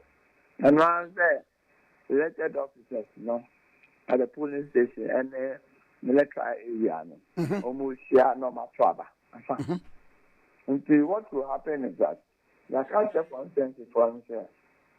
The police station, my almost upload you almost until you was information in our headquarters. Almost compiling the hard copy. Now, almost 3 copies. I'm keep it back or consensus. I'm not reading back. I'm find back on brand national. Now you see I'm printed your model Abia. Now I'm compared. Difference is due within this period now. Going to resolve. You resolve if we are now you're printing. They are agreeing now. No, they are better consistency officer until we are answer. And I say. Copy now. What the corral? You can see a year. Won't see the I see. General na answer no de major wa mo akoi. Me hunu let be a neck so take a decision on the indefinite suspension of echo eusi. Na yesi mo lift it from indefinite suspension to definite suspension. Enu nchemu be ne wo mu. And better, but some na former first vice chairperson for Central Region, or they appeal a National Defense Committee through the National Executive Committee. And this one committee, within 14 days, someone to me, engagement in terms of the tray and say, more now or more. Situation. So that I know now. Because we got your you must say, how much the report I bear me now. You must now report. No, it's a report to all. That's an emphasis. Only information there.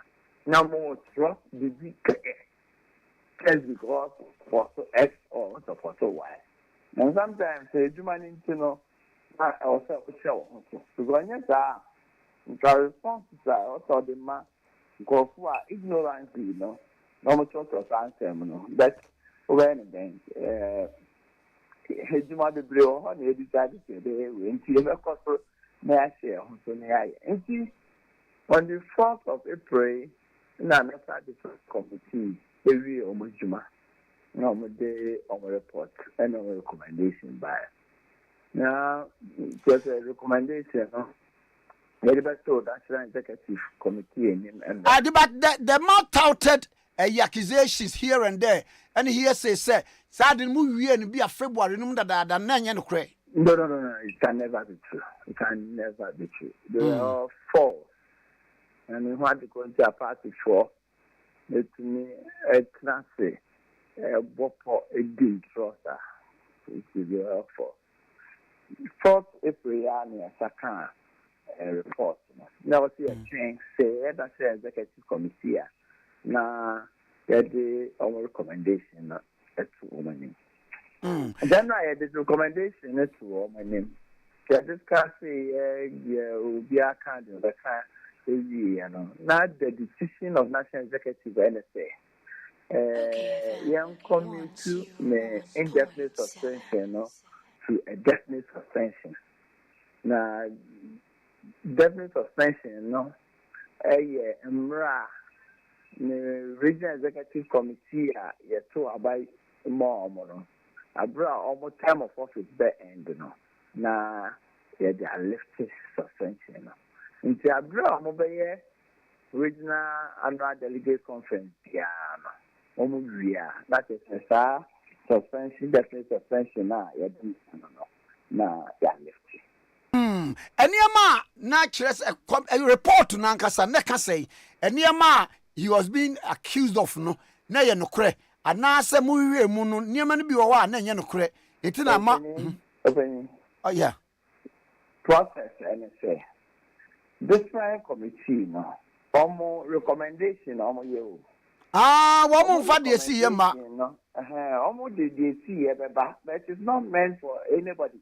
Okay. It is meant for decision making. The national executive take decision. I take decision. Then commune na XCA say na YA say na assembly committee say na committee. It is our report na crown.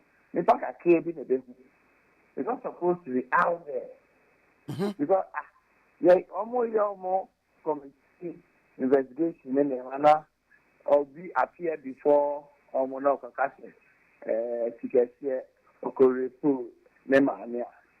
Now eventually it turns out that and the press review and not yet this are reporting Abra recommendation from the mother body I concluded and then cry. One said that she will leave. What we do is that the report now they show more a calm discussion. Decision be taken and none of us say the decision yet the different committee for the different committee for the recommendation. They be try to they be try action, they be try firing. If you have to do what they buy there and yet and on the answer the here decision take here. Decision take here and say indefinite suspension no. Yeah, no definite suspension. Now suspension will be who grant the term of officer, yeah, the two Abama no, and not to that and no. Way in a way, he has been lifted, an ambwa. Has been lifted, but it will have effect when the term of office ends. Let us any about 2 years to a 1 to be you. What do you mean, Ginabi? What do you mean, Ginabi? Be said, still under suspension. Yeah, they are between me, I bet you. But after now, that should be no, you have a thought to Abia, not so, but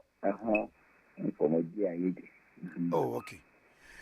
General, you better see Pania saying and password at the amount, na Bibia so, and Koboko. I doubt you, Juma dear, Ube one is a JB. Aye submarine. Oh, so well, you know, say Yamiadrum, Yamama in India, and no, sometimes one push high, it's something no kind of Medukma. Then I can't tell you for ABC, Eddie Como. If are a cocoa for it, I mean, almost and Como. There's 2 days. No, I had my cover. 3 days. And now, who goes for campaign come because they say no. One more air contest. A bear nan as a num Timonemre. Oh, I know almost Germany. Almost Germany.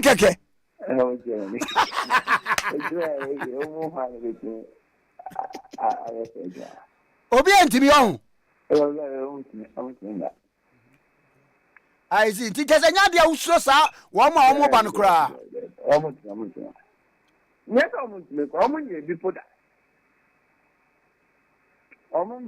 of them are been every youth organization of the party before. None of them.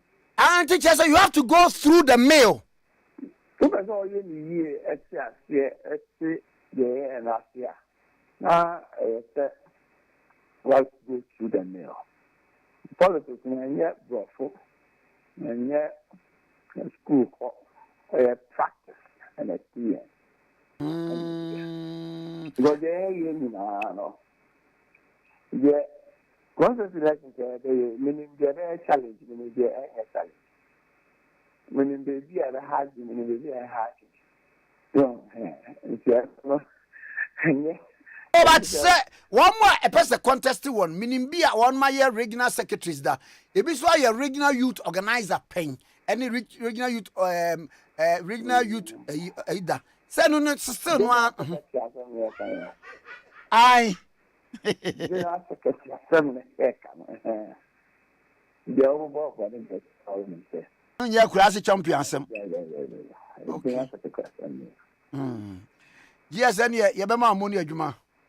No, so madam aseka me cheche for na me gina me should be so adaptive for na say modern boy yeah been the last year and this year no part year in this country it's me organizing a whole set the so last year we even under COVID we managed to have all our election our conferences at the constituency, at the region, at the national level.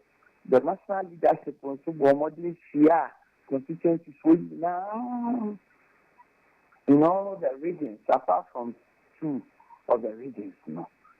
These are things there's no political party. Which me I have start years, they started polling station elections. Which handing the formal timetable. I'm a polling station election. I'm here from January to June. So we take just 2 weeks to be able to achieve what we've been able to do. And we're not because of that there was know-how in our party, And nothing I to me achieve it. I better be Now, as I know about Kwano, Achimo da constituency. And what issues no what me a solve? What issues no Ukraine, me ankasa me frɛ my na ase. We got chairman by committee by MP ne ka ho. And I could do baby. We could do and na e be hia sɛ to be forget na na ya hwɛ kwan be fa so you bet me solve na and create more problems for the party. Ukraine a TIEE will meeting ase. The decision of National Executive and say alternative dispute resolution for no and young father no more na almost no monka in terms na into almost join on my first one and to abandon it. They didn't say immediately the writers to have such discussions in order to find lasting solutions to what we've been able to do. Anyway, you better say no pay. Bye bye. When the man for John Boyd, the General Secretary of the New Patriotic Party, now and come maybe we and Busa and say one more episode contest no. And Yambia won't show was a globin a moody. Was him more contesting, but I could grab me why a national youth organizer pay. One in the Macrasi Chompy, as me one why Chesenyadia, Ubit, so be a moody. I said, you want to come to me yet. Catch your pray, your prefer. Okay, 101.7 and now you know what an action and I walk in your chum. Airtel Tigo semi more money, data pa. Would you know a running wakuma kurebo, wakuma data neighbor, the pacho. Airtel Tigo say, Brawamoho, pe data and topi with little cost. Kaka crab when your data baby would the bedi jumana that's what tarimu. Airtel Tigo say, or the best data bundles. And then, Pacho dial *111# select option 1 for big time. Option 4, Sikako code data bundles. Where we Airtel Tigo was live is simple. Midway from Nafayasa to us about Tampamada care. A young Quadawunium, Aquadaya wouldn't ye and ne. Equa Prince will be 6 years. Saquadunium, you know about Tampamada care. Now about Tampamada care, no tea baby away. Kasua second bus stop no overhead near the opposite. About Tampamada care delivery items in now Sabeka, fetus pad, bed mat, rubber Macintosh, Savlon, baby welcome dresses, towels, shower, baby oils, any be able to me again. What dear for delivery list, nebra, you best supply in the amount baby's coat, wardrobe, baths, and many more. Obatampa Madake de a one stop shopping center. We delivery items in our Sabeka. Kaswa second bus stop no. You new overhead no and a opposite. Your number near J 0540 777 592 0540 777 592 and 0540 777 590 0540 777 590 Obatampa Madake was it or that was a pa Ababi net is saying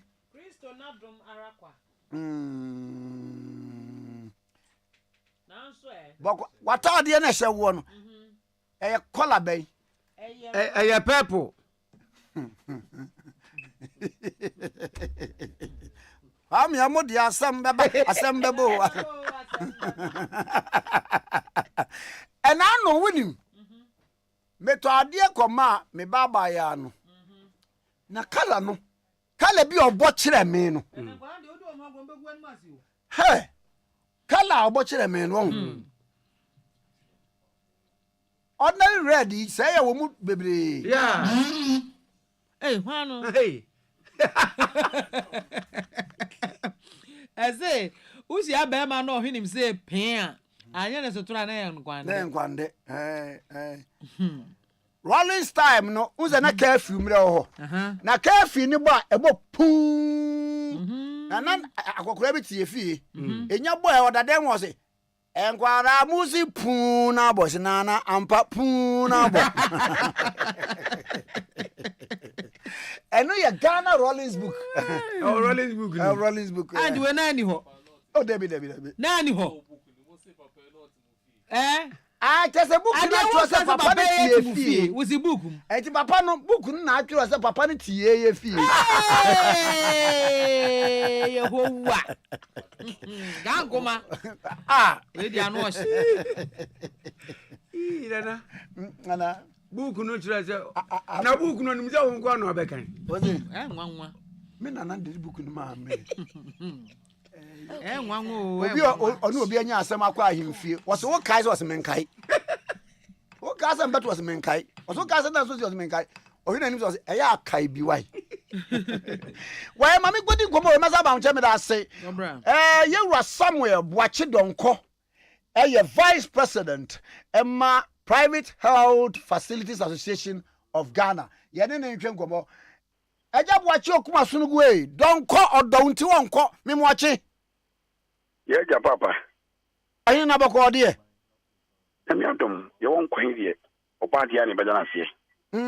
Na say yes health insurance ye de ba mo amoye private hospital na ekurekura yensa no nkwa no card penalty medie mo se monya dan a mo se ye ntua muka asem no ede be na wo mu Mini abema beda wasepa na metia Ghana manyina enye private nkwa yen clarify something all health facilities across the country. Now, yen private here, yen are really affected. Itina, yano dema, yakasa. Because yan it's your salaries, it's your it's your taxes, it's your everything from A to Z. Your private man. It's in Jaka 1 month, 2 months, 3 months. When you have a man, yama will name and yen yamakatwa. I ask him be. Over 95% of the Numa Yeti. Away Yaya Sabian and natural insurance. Especially your Nkrumah, Nkrumah, Kaka Candia, Yenino, almost health insurance because health insurance on Yapa or Mampanico for Edima, Yenya, Ebama, Yenya, Yenipi, Sinebea, Bina, Apumutin, and Yarasa. As you want natural insurance. If you last year, July, it be free June, it be free March. It be February. It be crowd 2020. It be 2017, 2018, 2019. Me ba tell me bo. Sa backlocking na no. Na mo ye den. Mo kwa wo mo sisika ni na eni ho. Ana de bai. Minia, o kwa yesi na asem wo ho. E na asem kaka bi wo ho. Ehwem. Me ja asem ba ko na wo obi klim ho no. It take 3 years, 2 years. So na wa ma no. Me ba tell ya na e de ba asem a. Wada wo ba. Me je minim. O se kedesari issue.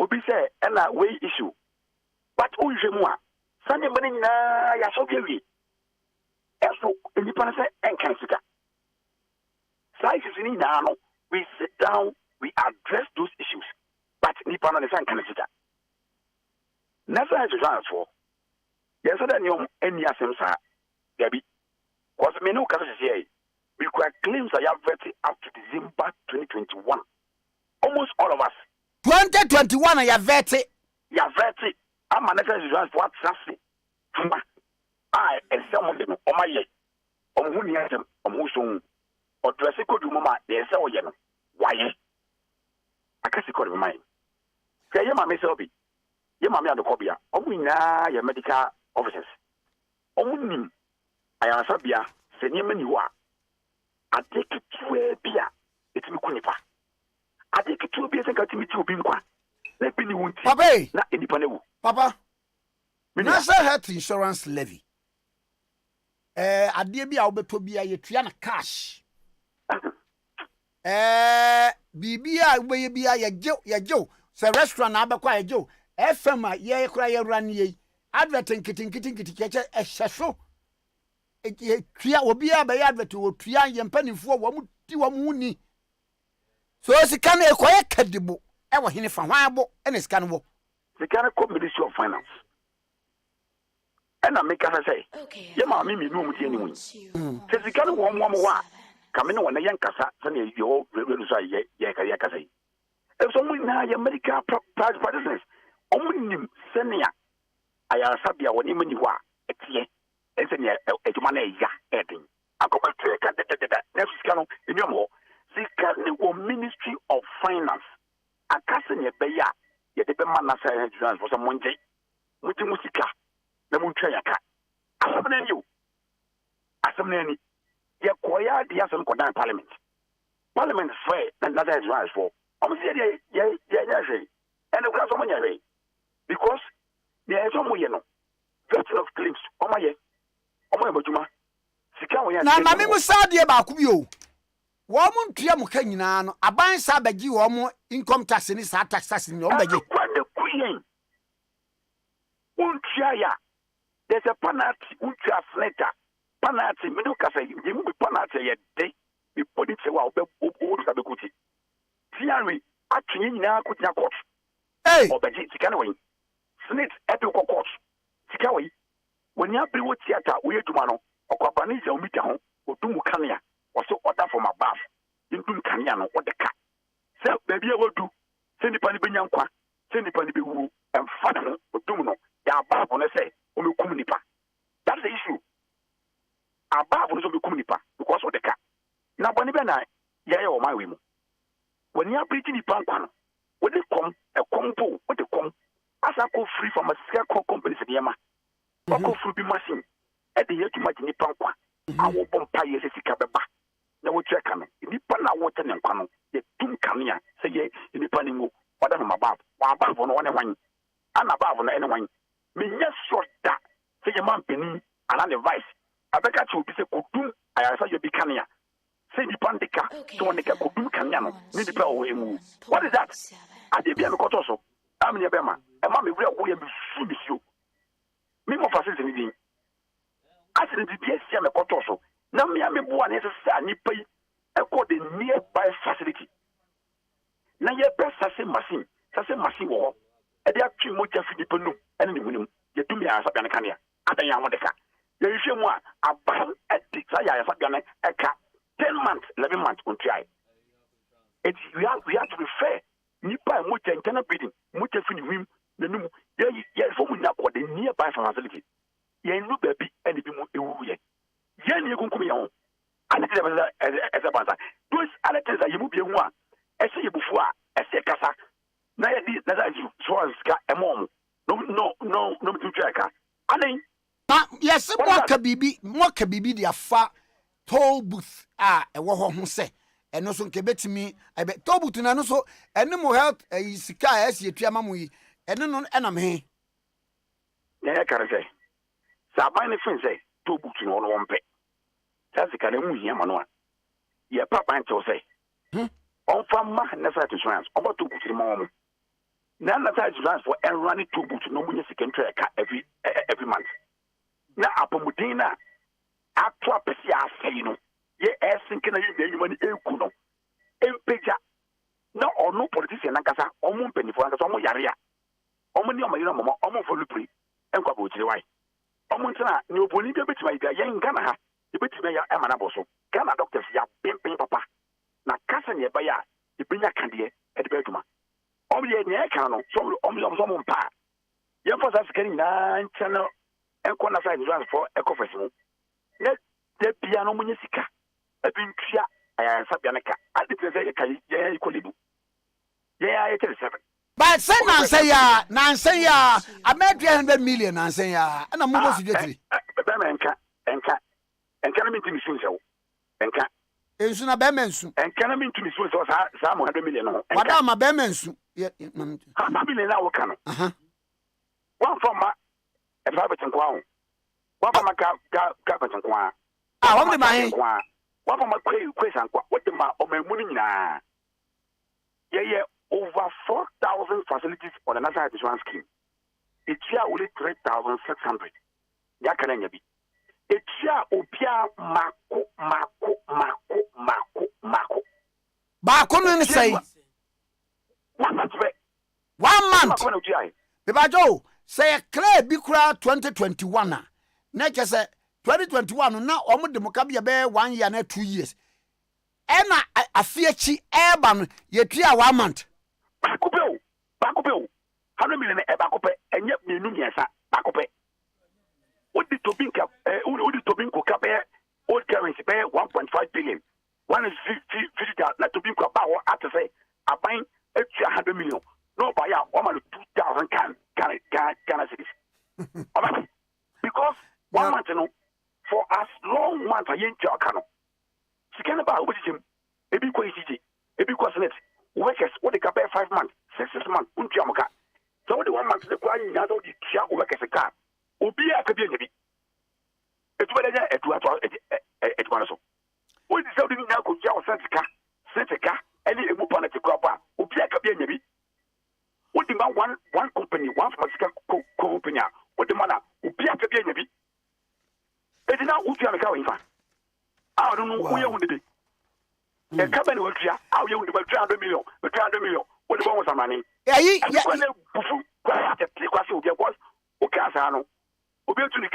Okay. Oba. Obi Jessica. One more thing, say. You did 1 month, Yabramoon. Yes. 1 month in Sumia Bema. Abasano. Obi and Yabi. And the two Timon getting. And will be beardy. Now, Obi Ka soon. Weka wait ma posome 9 posome num untuanaka ukutuana 1 month enne economy netie ye pie suku ama for ma free SHS emuni ma toto na command sika fi be senesem obaje na mami musa de structures ni na nya na se national health insurance no is kan ma ana edian keke na edan siwa keke bibia anim minia mami ka tell show national insurance ka papa one of the best and the good policies are binding by Minia. And no, can you say can afford Yasuma, the poor Bewapumudin ye? Yantoma Bia. Tikanaba, Utrabi, Trabi. Na enko, Nasa advance for no enko. I don't mean you be treka. Nakasa Mutimin Kasa. On one Kasa was put it in the office. Tikanenko, Ukwa, Imquania so. Elbachina, on a next week. And the best in Kwaza, I did wait at this week. I might be a tumor. As I need everything about you. Next month. Sa to that. And a month in the Queen. What I say? It's another at the papa, Sikano na Enko. You need ya. Or memory Nesia, not your parliament. And the team war. A team was at 2021. That's like Lefino. Miami's of finance at it's close over 2 billion. Then you have a cano, a kind, on a cano. And your parliament approve more in the budget, about 3 billion. So the National Insurance Fund is kind of kumwa. Can they have enough funds to pay us? But the whole of 2021, only 127 million was released to them. How can they pay us? where the minu wie kura na de abeto mu ni se empanimfo no se 11 o'clock o ma be address mu issues ni nyina am be friends and trofo na mo aba na mo address issues ni nyina mako entira na say me hu doctor bi a ono a won private facility hospital na ne so ate na musa so yare a wo so nyare ne so me kwa de ma force obia aka me ja kamiti so pressure dama so ne me dama na obia fra ari discuss etin botum sikana se me se botum ana se me bujaka was me na makwe o can inform you menim eti people are even reading meaning to say I mean almost the main from a political career but that's not the case. Okay.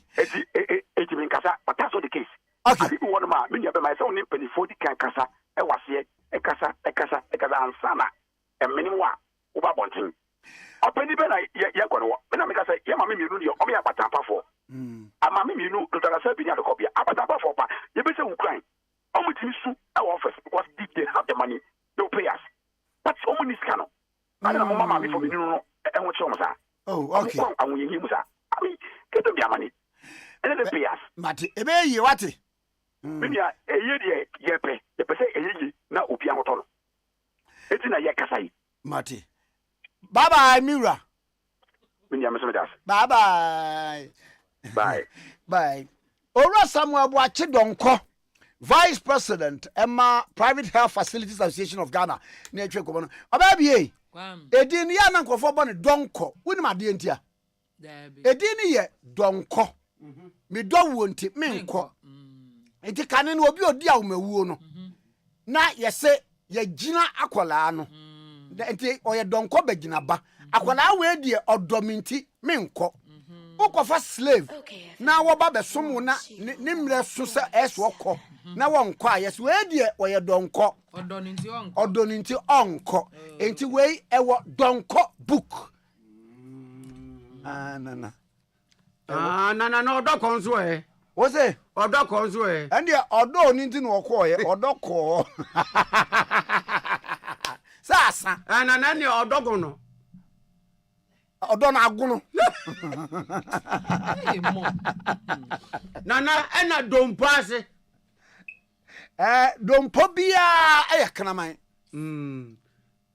dakuma nka dakuma do na da odi ngoro ni nyina ba nana yesi die obi pe ni odompo ensono obi akono de ni odompo ensono odompo aya kanaman Odompo ye kraman ena okhia enso ye kraman othianso ye kraman eti yesi okhia ne yonko ne preko wonu arwe ndia dabi preko yewe kraman yenwe asem ne wa kire mu anti nyu okhia anyonko ne preko nye ne yonko ne preko ena bibi yo na nipa kro mbese Taje ene da wose okhia se nya no ma me mfa we ntwam samia oku se me mfa we ntudwa enya hwe samia oku ukoye senyine 1 2 no ofama no wo samia ho samia mama bentwa wose aban se enye ono ampa se enye ono ansoso na ye hwan na netie National Lottery Authority for say one more announcement say weekend draw Saturday weekend draw weekly draw no na mo say ye di Eastern ti no obomen kwawu Saturday ho ne be draw no na draw machine ye di bibia e ko ye ye free brem nan ho e de ko 14 house e de ko obomen ahimfie animu ho obi amra bi UTV be be in live 7:15 p.m. na ye draw na wa abedie no wadi wa wa niesu na wahu na we ni ye de be kire se ade no nyese mma na obi akwasesa wo baabi e na wo ye number 1 2 3 ni akenkai eti ye draw ni nyina na aye kama pa so na ewo ho nti hye so na bibia enya kama pa NLA remains committed to its mandate to create moments of hope and happiness through exciting lottery games that generates revenue for national development and make all stakeholders ultimate winners.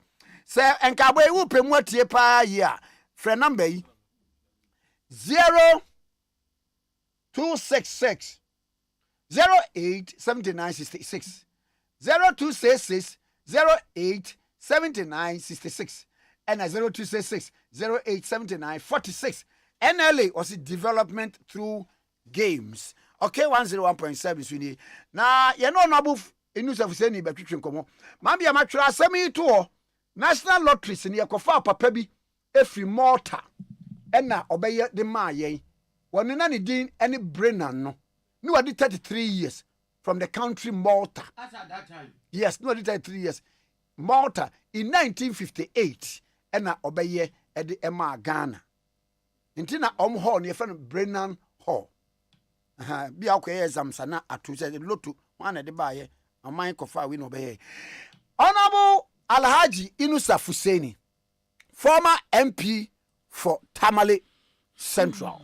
Na yene no entwetwe enkomo. Dodo no ayenim no de we mranimu ni yesa friend teacher Inusa. Teacher Inusa me mo acha no pay. But you so na point to say. Boko na uso me Yo. Ya kiruya ntitesi ya chia Ramadan Karim. Ramadan Karim. Thank you. Shukran. Yeah. Na eyepa na we de esa me di message kire ni mayi ba na so to bompa ye mami o. Yes. Me train. Alaji na mabawo nche ya na no Chief Justice Assembly okay, I don't know whether it was an admonition and I say bibi na a directive say court no mu no ye kwa say senior lawyers no e sha ase bia wo mo case say ye ni wo mo de no ansa ne bia ye ma wo mo preference to the junior lawyers no me ade say nipa bebre antena say nipa bebre say oh na say wa ma junior lawyers no so preference e be de wo matimi ahunu ade ne say de tie emre bi me court ana mko say lawyer bi ni hood na hye no achepa ni che no so ache na mse na won kwato hofro no mse da bi o.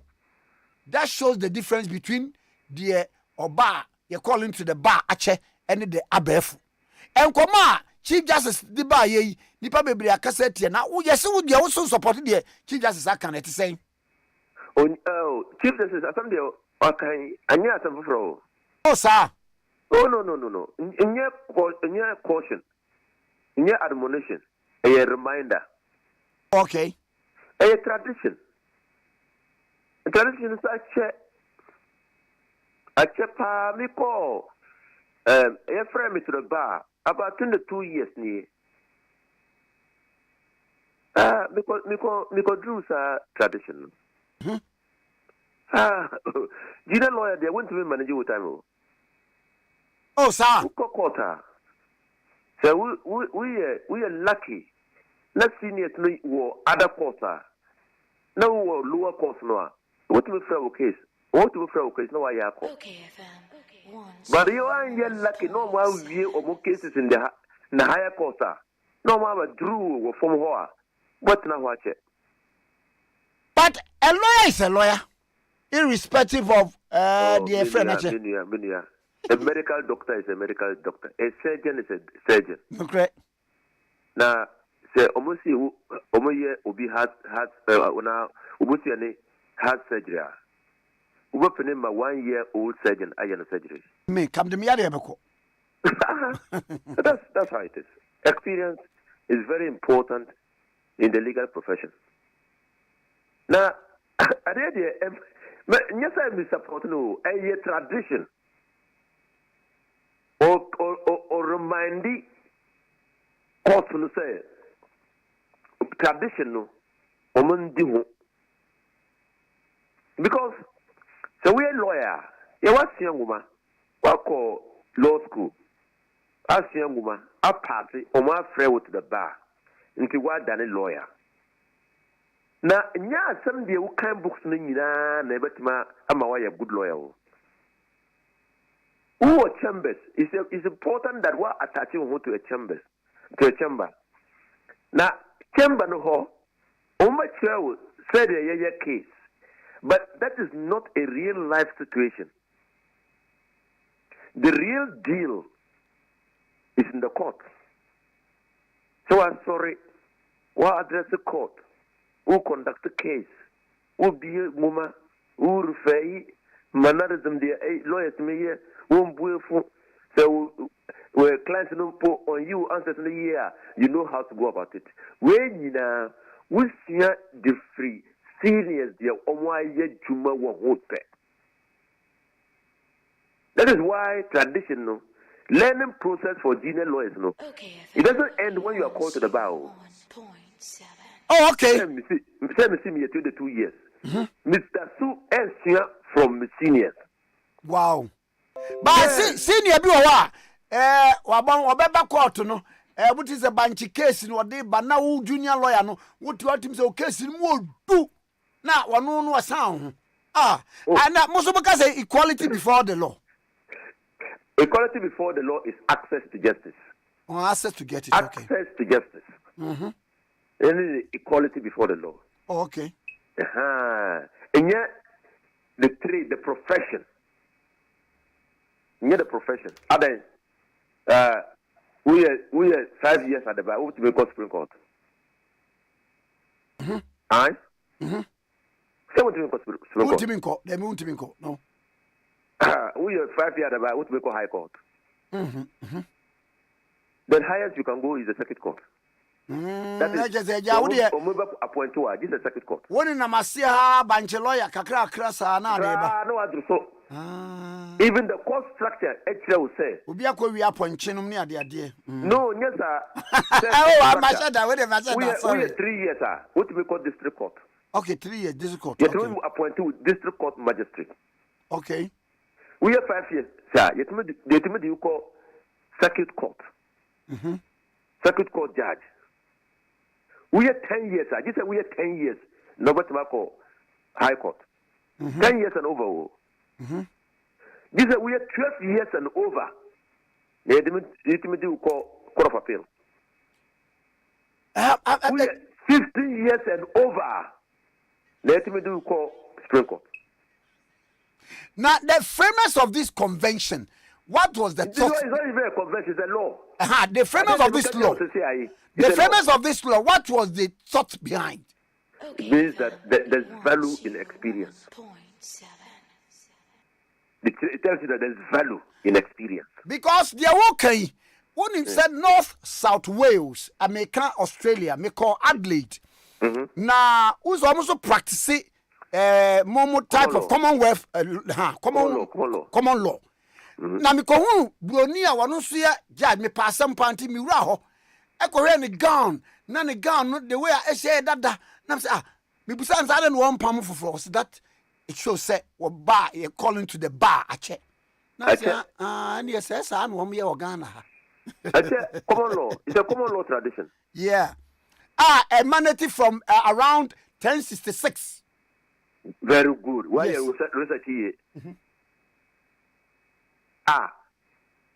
Obia no onya nyansa no free about the said the fita.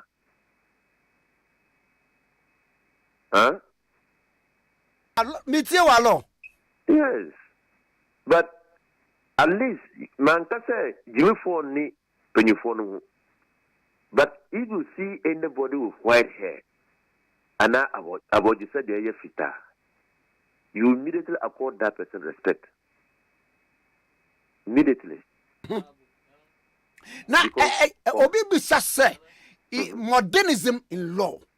Are we not ripe enough? Say the old order should give way to the new. That would be disastrous. Okay. In human society, the old and the new must coexist. Just like we bring forth our children, they will learn from us. We will pass on the values and traditions to them. Some of them will change over time. They will also pass it on to their children and their children's children. That is how human society is ordered. That's how human society is ordered. And now what was that? Correct. Yes. And you don't expect that you will bring from a child, a 5 years old person, to come and tell you the values of your tradition, your culture. It doesn't happen that way, does it? Oh. Mm-hmm. So, yes. So the tradition is that, but let's look at the positive side of the tradition. I'm not sure it is the junior lawyers who are complaining. I'm sure people are just, commentators are complaining. Yeah, people are running commentary on it, yeah. Yes, we are just running commentary on it. Because you see, I remember clearly when I started practicing, Peter Allah Ajete was still practicing. Wow. His baritone voice. Unim baritone voice. And unima awawa sembi se ebra ye tu Kwame Nkrumah. Yes. Egu yen the Apollo Commission. Omo te ye say ye hwe Kwame Nkrumah nsem se ivi kura wodi sika bia koma ne girlfriend no. Sabre Peter Alajete, then a lawyer, appeared before the Apollo Commission. Ebeka say Kwame Nkrumah was a fraudster. Gono kura ba ye no na oni doctorate degree. Ba be ka kire o man say doctorate degree.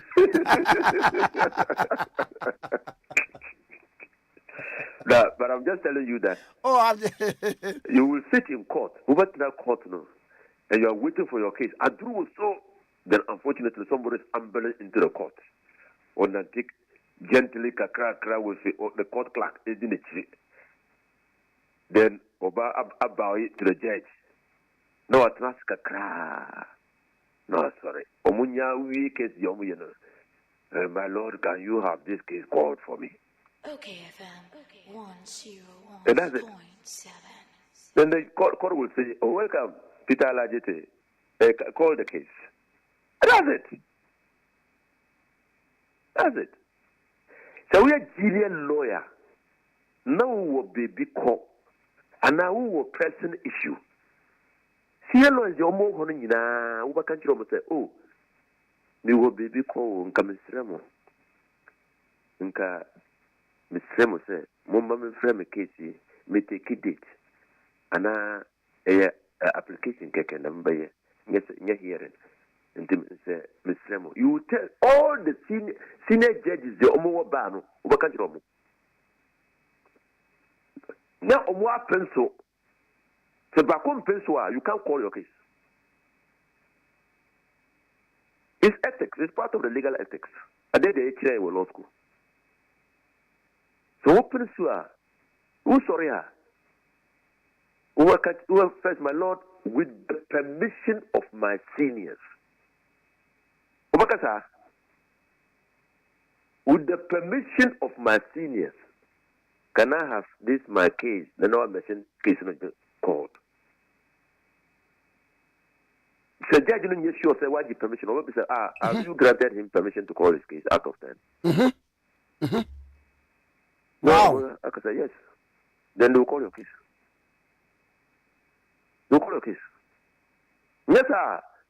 So who's original with the permission or 1 year with the permission? Can you have this?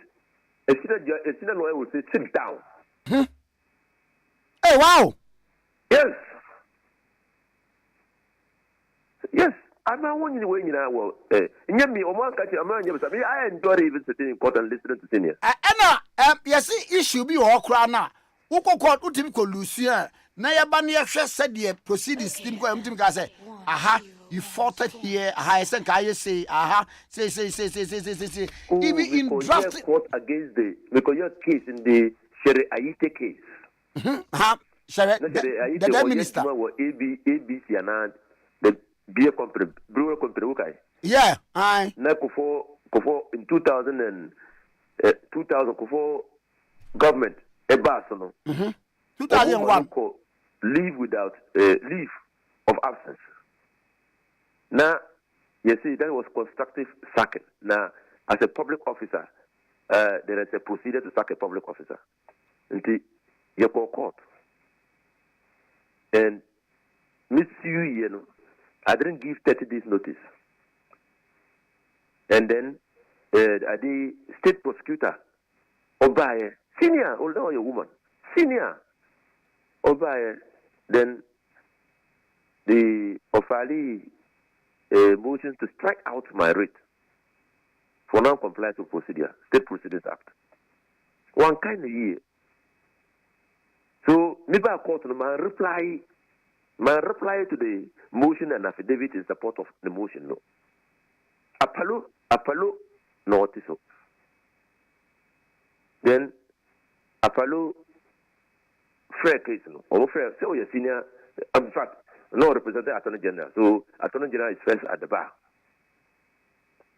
The Attorney General like Odami is not old at the bar. But Attorney General he's first at the bar. Okay. The senior lawyers will hope na Odami will hoa. They not afraid Odami case.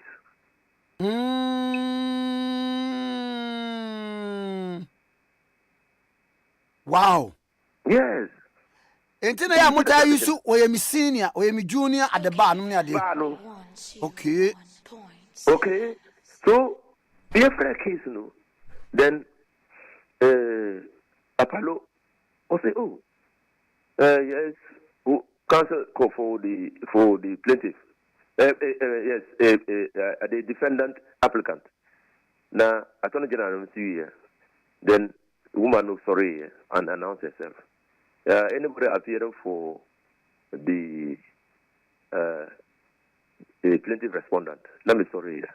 Let me about 2 years, just 2 years at the bar or 3 years. Mr. Regina, then Omo announce now announcing me then. Omo record the immediately. Now Palo say, you have not filed an affidavit in opposition. Let me say, my Lord, I'm arguing on points of law. Okay. Then says thank you. Then then offer state prosecutor, the attorney, state attorney. Also Regina. Then all movie motion. No. One do be there, not stopping. No. Say, oh, I've read the motion. Yes, sir. You say you are arguing on point of law. Then me read the state proceedings act. I think it's Act 555 or something like that. And I think it's Section 10 or so. I can't remember now. I checked. Then I said, in this particular case, it's a general rule that when you are bringing an action against the state, you have to give notice, and about 30 days notice. But the general rule has exceptions, and exceptions is in matters of human rights. In matters of human rights, yeah. Yes, human rights violations. If somebody's human rights is being violated, you don't give 30 days notice. You go to court. So, and I said, this action is founded on an administrative action, Article 23 of the Constitution, which is the state has committed a tort and violated the fundamental rights of somebody, but sacking that person would have followed due procedure. And in such matters, the state is liable just like an individual to a suit. And that Article 23 is part of the fundamental human rights provisions of the Constitution.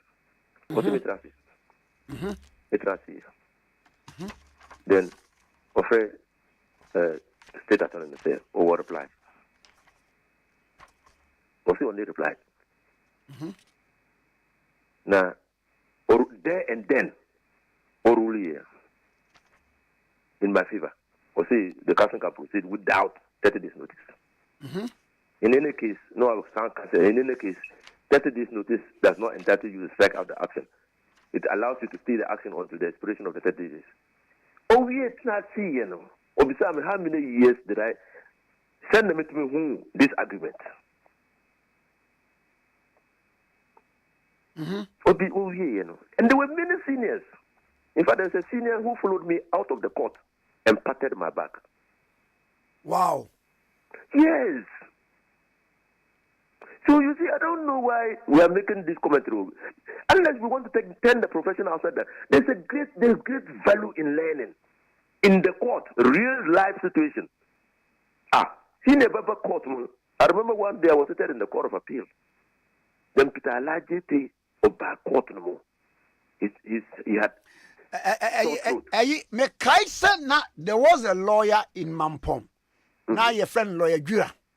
Now Jura Podo. Now I happen to do my national service at court. Now what we call case be by say PNDC era no. Who's a stray animals no Nkrumah omo chi omo na omo do omo call council ho. Yes, council ho no omo adetiro omo so you come and pay. You come and pay. Yes. Maame no ye chi na boa e de ne ko.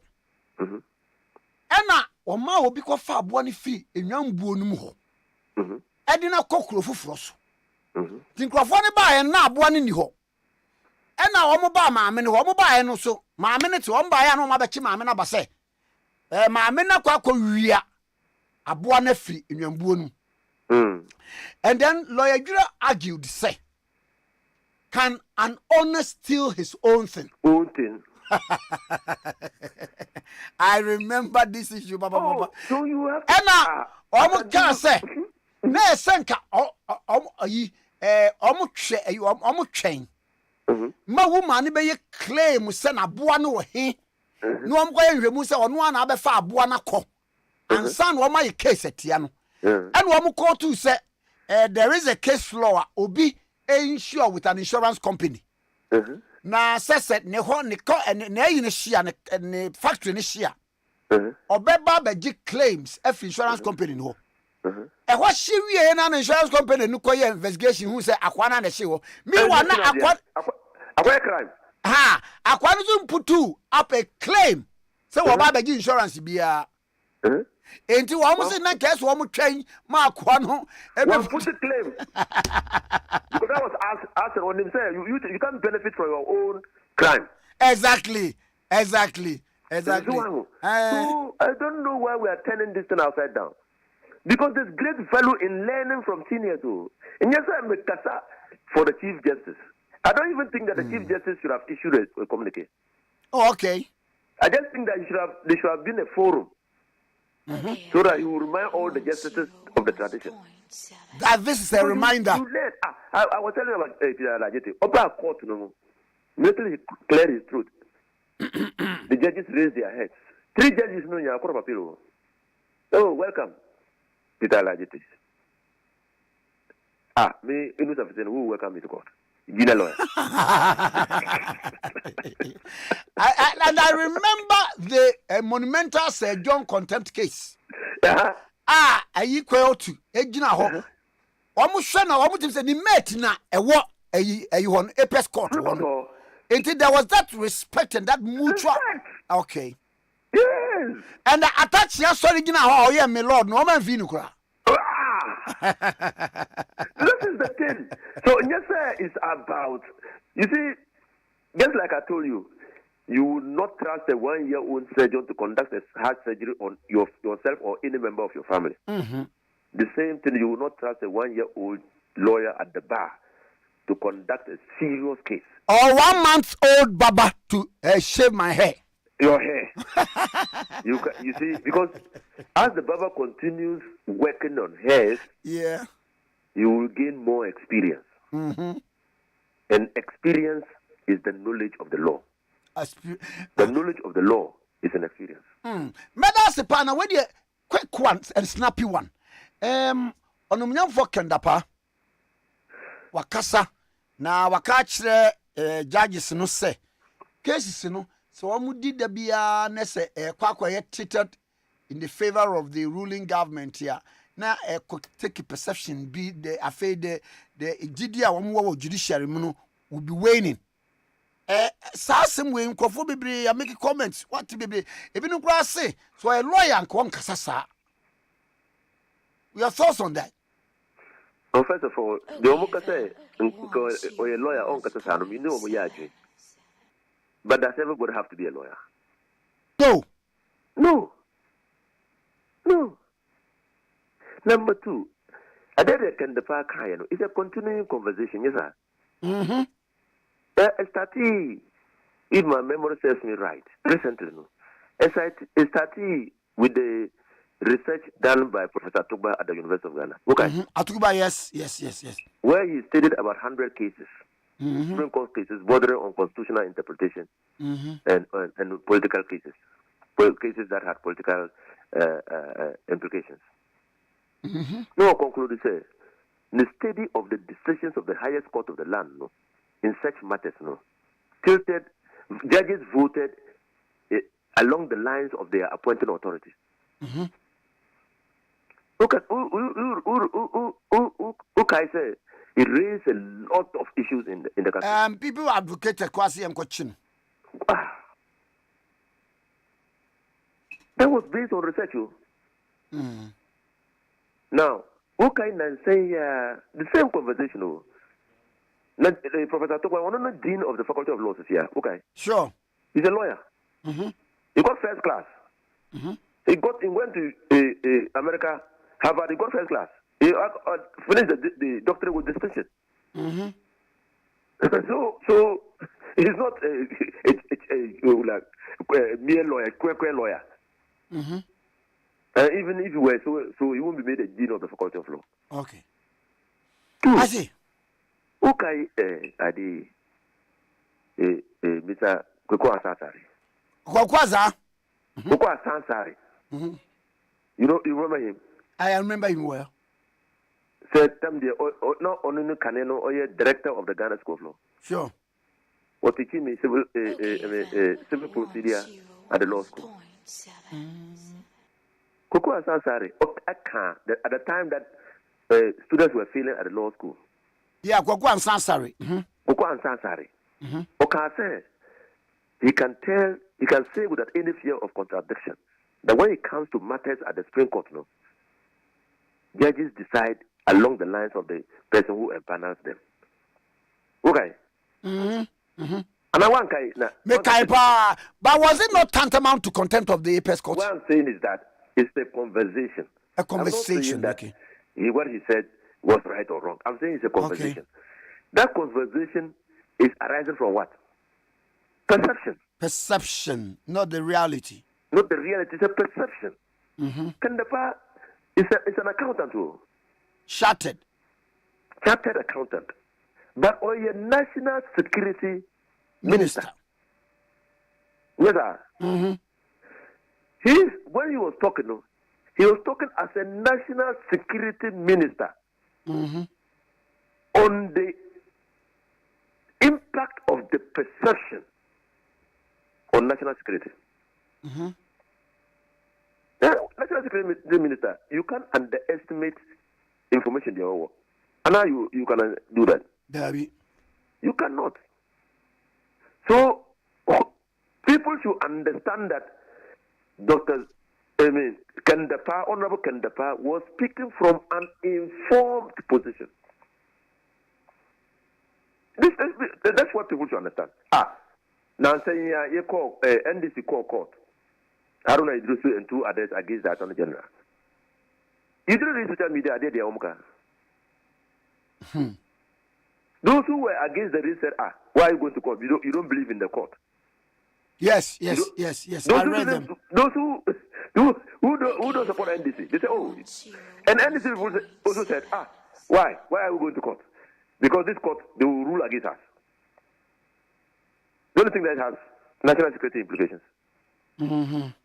If people are beginning to lose confidence in the court, if the court is being perceived, recently,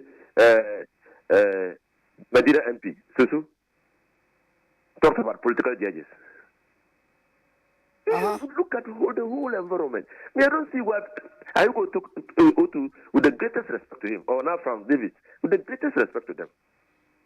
Let's not let our emotions cloud our thinking and appreciation of someone's honest statement on a matter that affects us all. Okay. No, medasi ano paper. Ramadan Karim. Ramadan Karim. That's it. Honorable Inusa Fuseni, tika Inusa Fuseni ni yanene atwen komo na afeyam na de boka tanso ne mfa enkomo enhye so. Na isa ne ensi ye kura. Sale san. Ofu adi o makatu awie. Ba me so me pene sa. Na ye di awie ni na pene sa. Obabi. Kwame. Se eye isa no obi ani bibia nti me ma no betena fie. Wa dwen na ye oza. Wo mo ntena o mo sika o. Mom yankura na ne mo sika mo nko.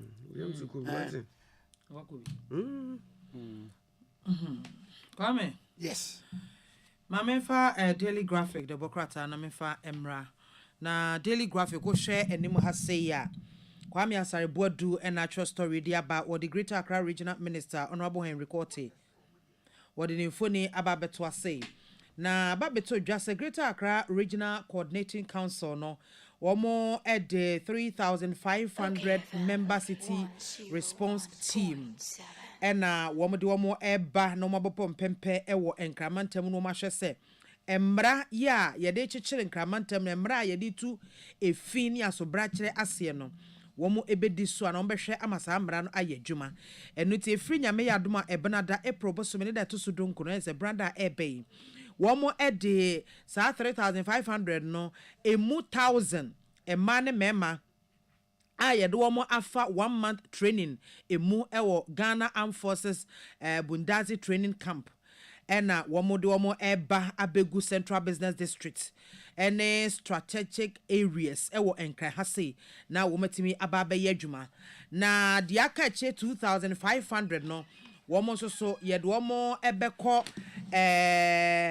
abra Ramadan kwantu kronkron no etwemu no ye bosumi we awieye ene womo so yede womo eba beka ho na ema ne mema yapa womo no wochemu se RCC no ankasa ene Metropolitan Municipal District Assemblies ahodo ena ekabo mu a womo epa womo a chese we no kududu bia enim nkase we ye protocol ne nasefo no sa na manem nyina no ebi enim na womo beboa ama Accra agina ne nan so Accra ayefe Accra ye kama said ya omampanyi bia na aban foforo bi e ba woka se oba abe redesign Greater Accra region oba abe beautify Greater Accra region no da bia so omdo munutu hunu na eka action ankasa wo se kofom no etumi enkofom ti we die wo mo de action ankasa ena ekofom se na ebe ya ahunidie mapa ebe fa na ntuma pa efra na regional minister Honorable Henry Korte e de sansemi etudwa ebron Daily Graphic Democrat etwe nkomo enano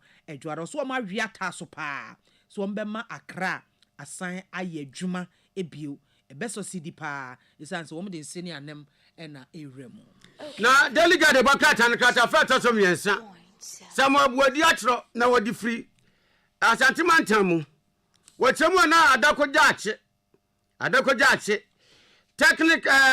technical and vocational education and training CTVET and ebraso say wo mo pa won toma no wo mo da na die enti commission no na wasema peni na nado dan kwaku fado ena kwadie ne mu mo so apaso ka pepem no mo twa ahomam nanka wo mo da na die nanso so mampeni ni nyima doso na wantumi anko ntifu ni wa pejafo ho nti mampeni wuro ne mpabo de hye ehumahia soafo Dr. ya wo sele dutum so nkosina nan mu nyansemu a mampeni na nado dan kwaku fado ewesaye edigu Dr. ya wo sele dutum ni dodom ema wo kopuru good mede na se ene se de anya dantane de sika bo ano no sada na mampeni chemu a na enye adetrani adesua bia na ya adetrani adesua ene de ebema adesua fo no enya siehunu ene nimde a wo mani hia ebetumi aboa ma ohawa wodo a emene wo mani ebenya anu nuagubere siehunu a ehia ma omani mpuntuo eno ena aban no nani ku ho na fam bia de se obeye edi sika wo de behyem adetrani adesua kade a wo de behyem na aboa ama se nkwada no wie school a enkoba so makwa eti wempo anade a wo mu kosua ye no ma ni nyaso mfaso ne mom mfaso beba so na aboa ma ma na konkan Daily Guide Kwame toaso ewo Daily Graphic ratofato so du emiensa agenda na McLean Kofi and natural sanse media ba and watch mo ese womanfo asebe yedo mo efa ateti mo enna kwan so mo na to se asese ene ade no na se base bia wo mo ekwa ya sabia se wo mo kwa kwagye ahwe na fesu police forms a yede be mom so mo kwa wo ma doctor emfele ni ade no wo mo de kwa eboa ya na eda so no eya ehunahuna bebre emma wo mo entonko so eni asem na chi emma asem na tene ebuo emmem na wo mo ayedo mo fa saa ahohiahia yi mu no eya wo mo the police form no echo hospital ye Aban hospital say wo mo kwa akwaje arehwe na ya fele saa forms no e de amo mo a ya charge wo mo no ebi ya charge odi esakora 300 Ghana cedis so utua ekosi 1500 Ghana cedis consultation medical examination and afi treatment and san yetimi afele police forms no medical forms no e de amount na no no che say saa ade we yi a wo mo eye wa yasabia ho no mo no enye so wo mo na efiri mu pem keke na mum no emra ne hyehyeye eda ho nanso wo hwe Domestic Violence Act 2007 Act 732 no section 83 eka se was se nipa etese do mo efa ayakayaka de etesa emu no ye hwe wo mu free ewo Aban ayasabia ahodo mu na Women in Law and Development in Africa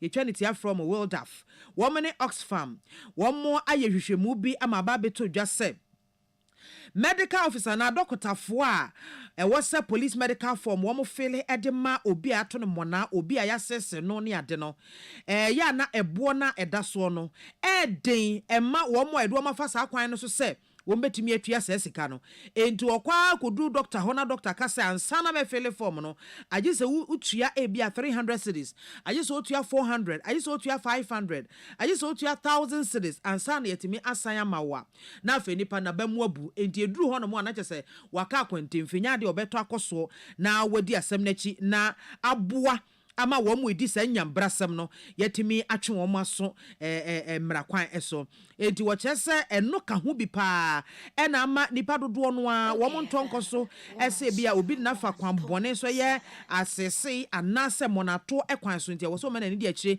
na emra ye adwuma obehwe na police medical forms ede ma no wentimi ankwa nkotua sa sika no ankofele edi na asem no ebuakam enti wo mo di adesede eto empanyimfo anim ese sa sika no a wo matwa ede ama doctor for sansa no bi be doctor ni bi ebe fele police medical forms wo ma victim no a ye de na fa sa atete kwan so no wo ma sa nipa ni entua no wo ma kyese nke yifiri ho no mo a anka ebe boa na me ha me kakra we de me nkyere madwen kakra wo ha me kakra because meteme baabi ana me ne me ma yete ye baabi ye nka bi nhyiemu ene obi aba beto me ba mona edi enti ewo me say yes me banko na dasa ne mu de ba da enti na esa me na me boss aka no wahu na nipa na odi sa nyambrasam no yese ya che na tumunti no on de all moka bia na me e na esa me boss aka no enti either say Aban behwe no ma yisa aka na fru ana se nipa na odi sa nyambrasam obetua sa aka no biam sa adana wo ka no we de human right for no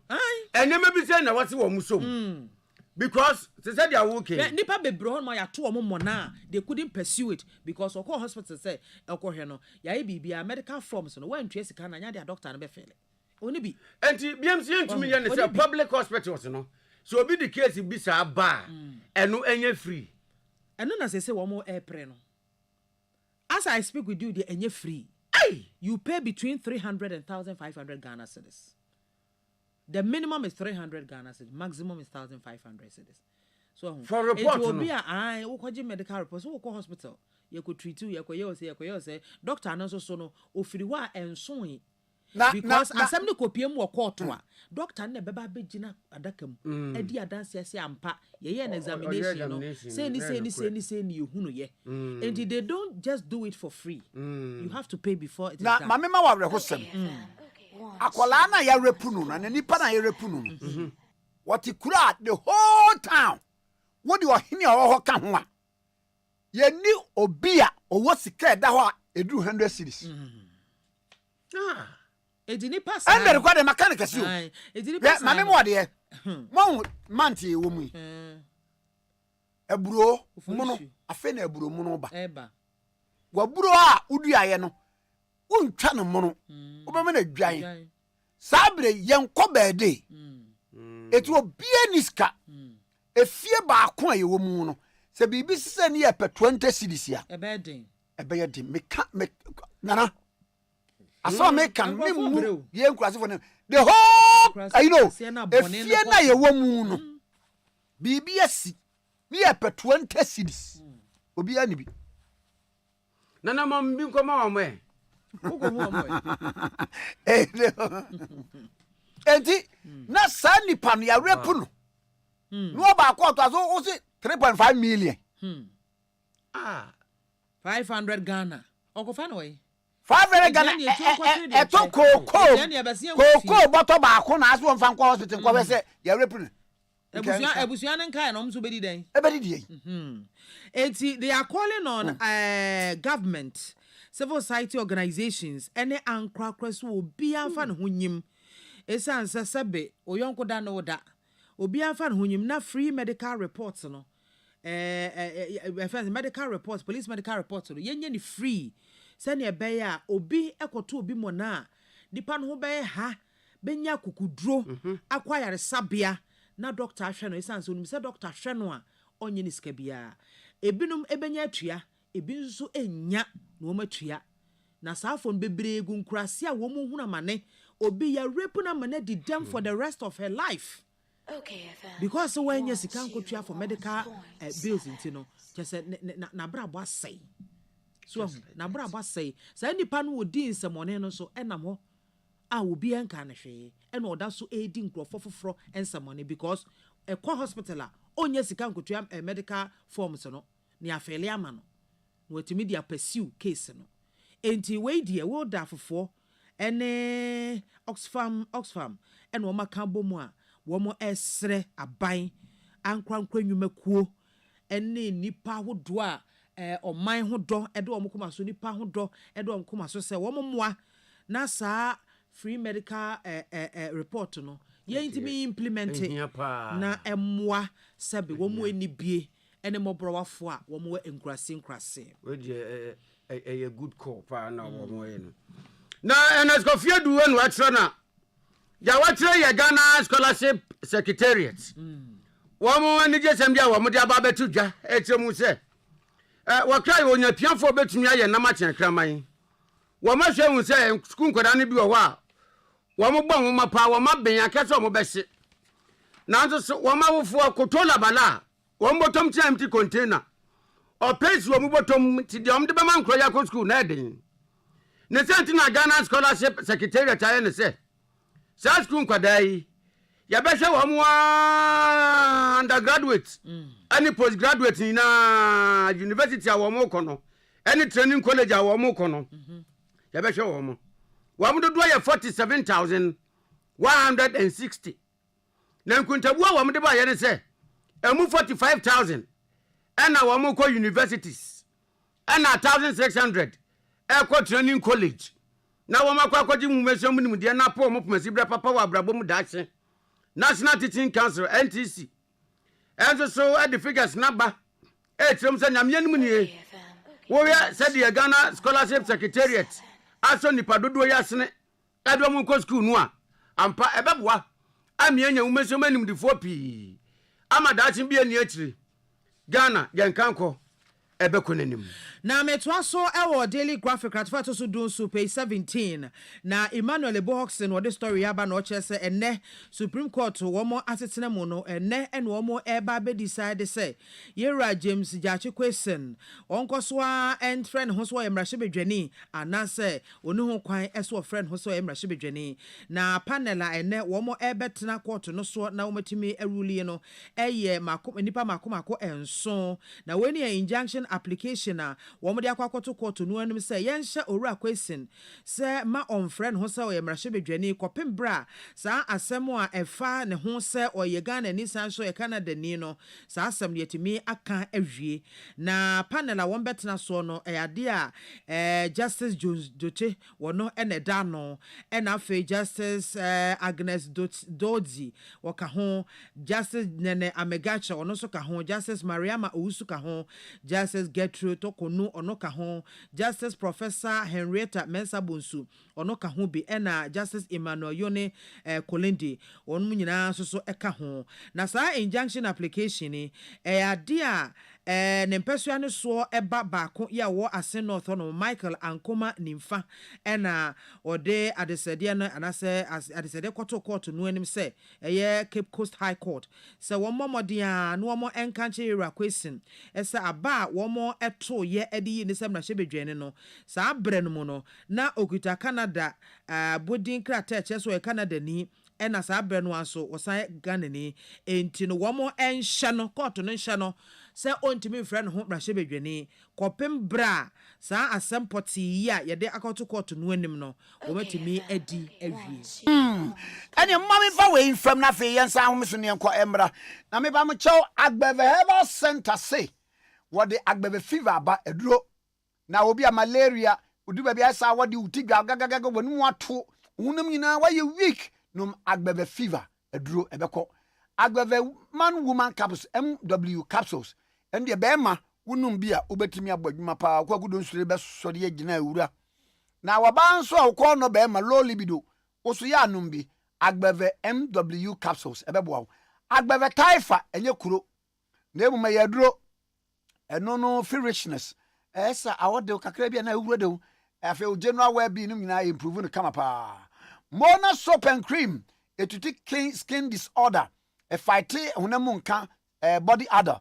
afei dandruff ɛhoa na ntɛma propro ɛne adeɛ ɛna afei yɛwɔ Agbeve tea ni deɛ de bia daily stress wɔ so no deɛ wonum bi a ɛrekende wo paa Agbeve herbal tea ɛno nso anie ɛno deɛ office workers factory workers no munya binom ɛbɛboa mo paa ne titiri mo a muntiminda anadwo no unum bi ɛbɛboa ho bipacho no nyinaa wɔ any herbal shop drugstore pharmacy chemical shops bibia benya bi Agbeve Herbal Center wɔ so tuom last stop na wa hwɛ wɔ na wahunu wɔn number yɛ 0246 59 52 56 0246 59 52 56 and 0208 13 0790 0208 13 0790 Agbeve Herbal Center was wayaresa efie meba mo chow ALS Global Shipping and Logistics for say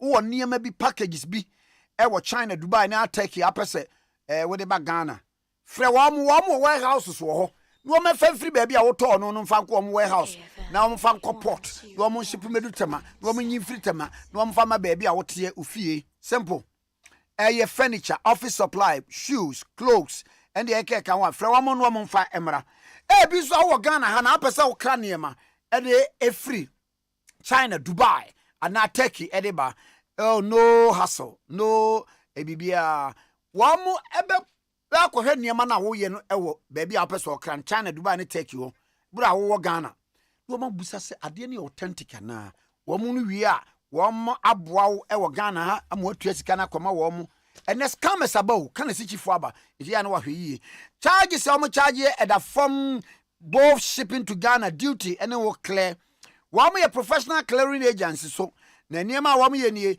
wo ka bedruga within 2 to 3 days na wa clear ni nyina kama de ama ALS Global Shipping and Logistics one more ewo number 25 Kofi Annan Avenue Madina Firestone Woben Food Bridge you know close to Agreement House. For further details call 0553 64 61 64 0553 64 61 64 betim so visit our website www.alsshipping.com Instagram ALS Global GH ALS Shipping and Logistics. Simplify shipping and save more with us. Philibel's Medical Center. Philibel's Medical Center. A ultra modern health facility hospital. Where be a La Paz, Nyamiche Junction, wha or Ben Kata Hostel ho. Tieniema waye.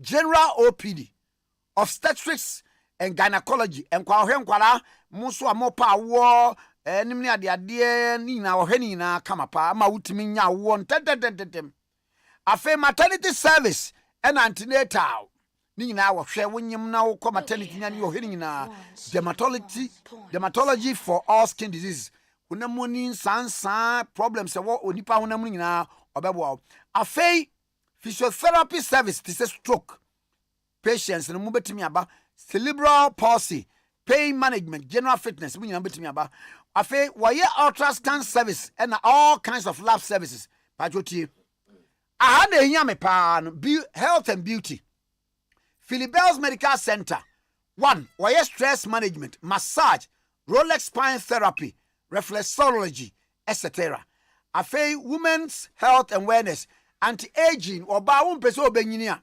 afei vagina tightening ababi bua me twi vagina tightening ye beka say na kwa Kwame dey asem anopai ya mana ya buka news wo peace wo na me kan news bibia na me kan twi ade bu hono mo edu baabi na de brofo afele na yakoya nim na yeso me meka twi anopai nte se nkrofo ni diye bra oh vagina tightening vagina tightening so kan wie no an obi ate ase me ntikwi ni papa o ntenso da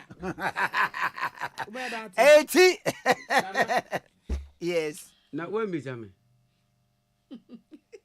o yo ba meti ase edru mema ne de nso a adu mema de so me buza meti ase na no se hwa ba o na mbuza wo na vagina tight eye yenya ne sa na yenya ne sa say o si yenya so no na ebisa ne question o si no no aka say ye ne kan news na me kan him obisao da me kan news ni me si obisao da bi na me kan news me si obisao na waye wonya editor da bi na wan kan editor wo si ye ne kan news obisao me kan poem obisao me ana me him anya bia wo no obo udi bisao ana wo kan nwensem na ne bisa manwensem me kan nwensem ana auto nyungre Kwame amu no obanu o na bisa me vagina tight o misao na me kuma ba bebusao wo bisa me amia mekirim ebe wo pepa nim Philibert medical achiza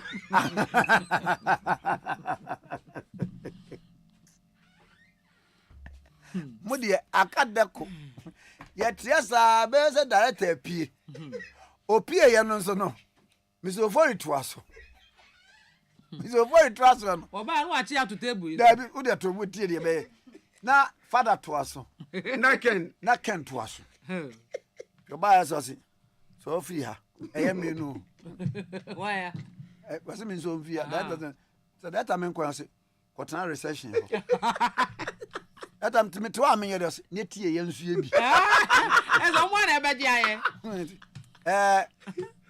father ye course ni mami so the only mo otavre wo Dabio father be paper review can ye course no me listen ni from mami ewura mama msisi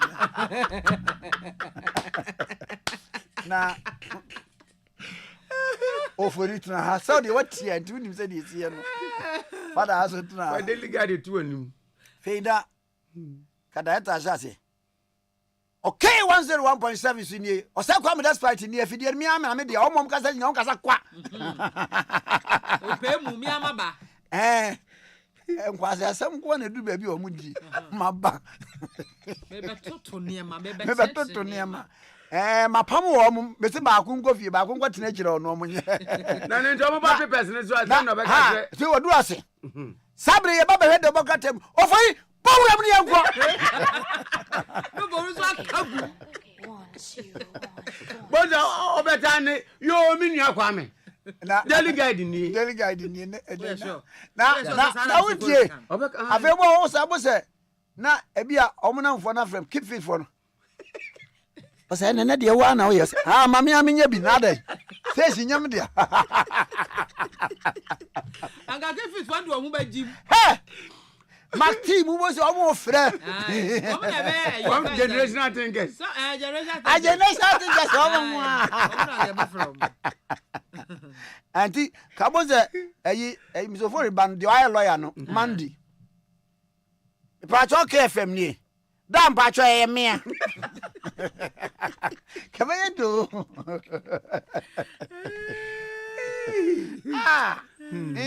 wo bia na video na mo de je fancy sei akadako nanso data wonye sa obam ye ayaye wie eti vagina tighten Pacho Philibert medical center say woye ema ase oche sa afa treatment of cellulite woye afa muntie aha de hiame ema wo pese bia fats stubborn fat ebia wo fo kapusi wo to no aha no apohia ba na aha na apohia ba wo pese wo shape ni kama de ye friend no liposuction no what the mfidie fiabrochira ba ne de ne non invasive just nya bia afa ne de aba won bibia no e bia wabasa ye kese obeto otwe fat ni bi free ho ne bia de ba baby from am e bia o ties na peso ya Philibel's Medical Center we ni na Philibel's Medical Center waji National Health Insurance card and other private insurance waji ni na our specialist ni seasoned medical staff wa will take care of all your health needs. Etimi pa cho Easter promo kamu netumnika nebra Philibel's Medical Center na won show Monday to Sundays 8 a.m. to 8 p.m.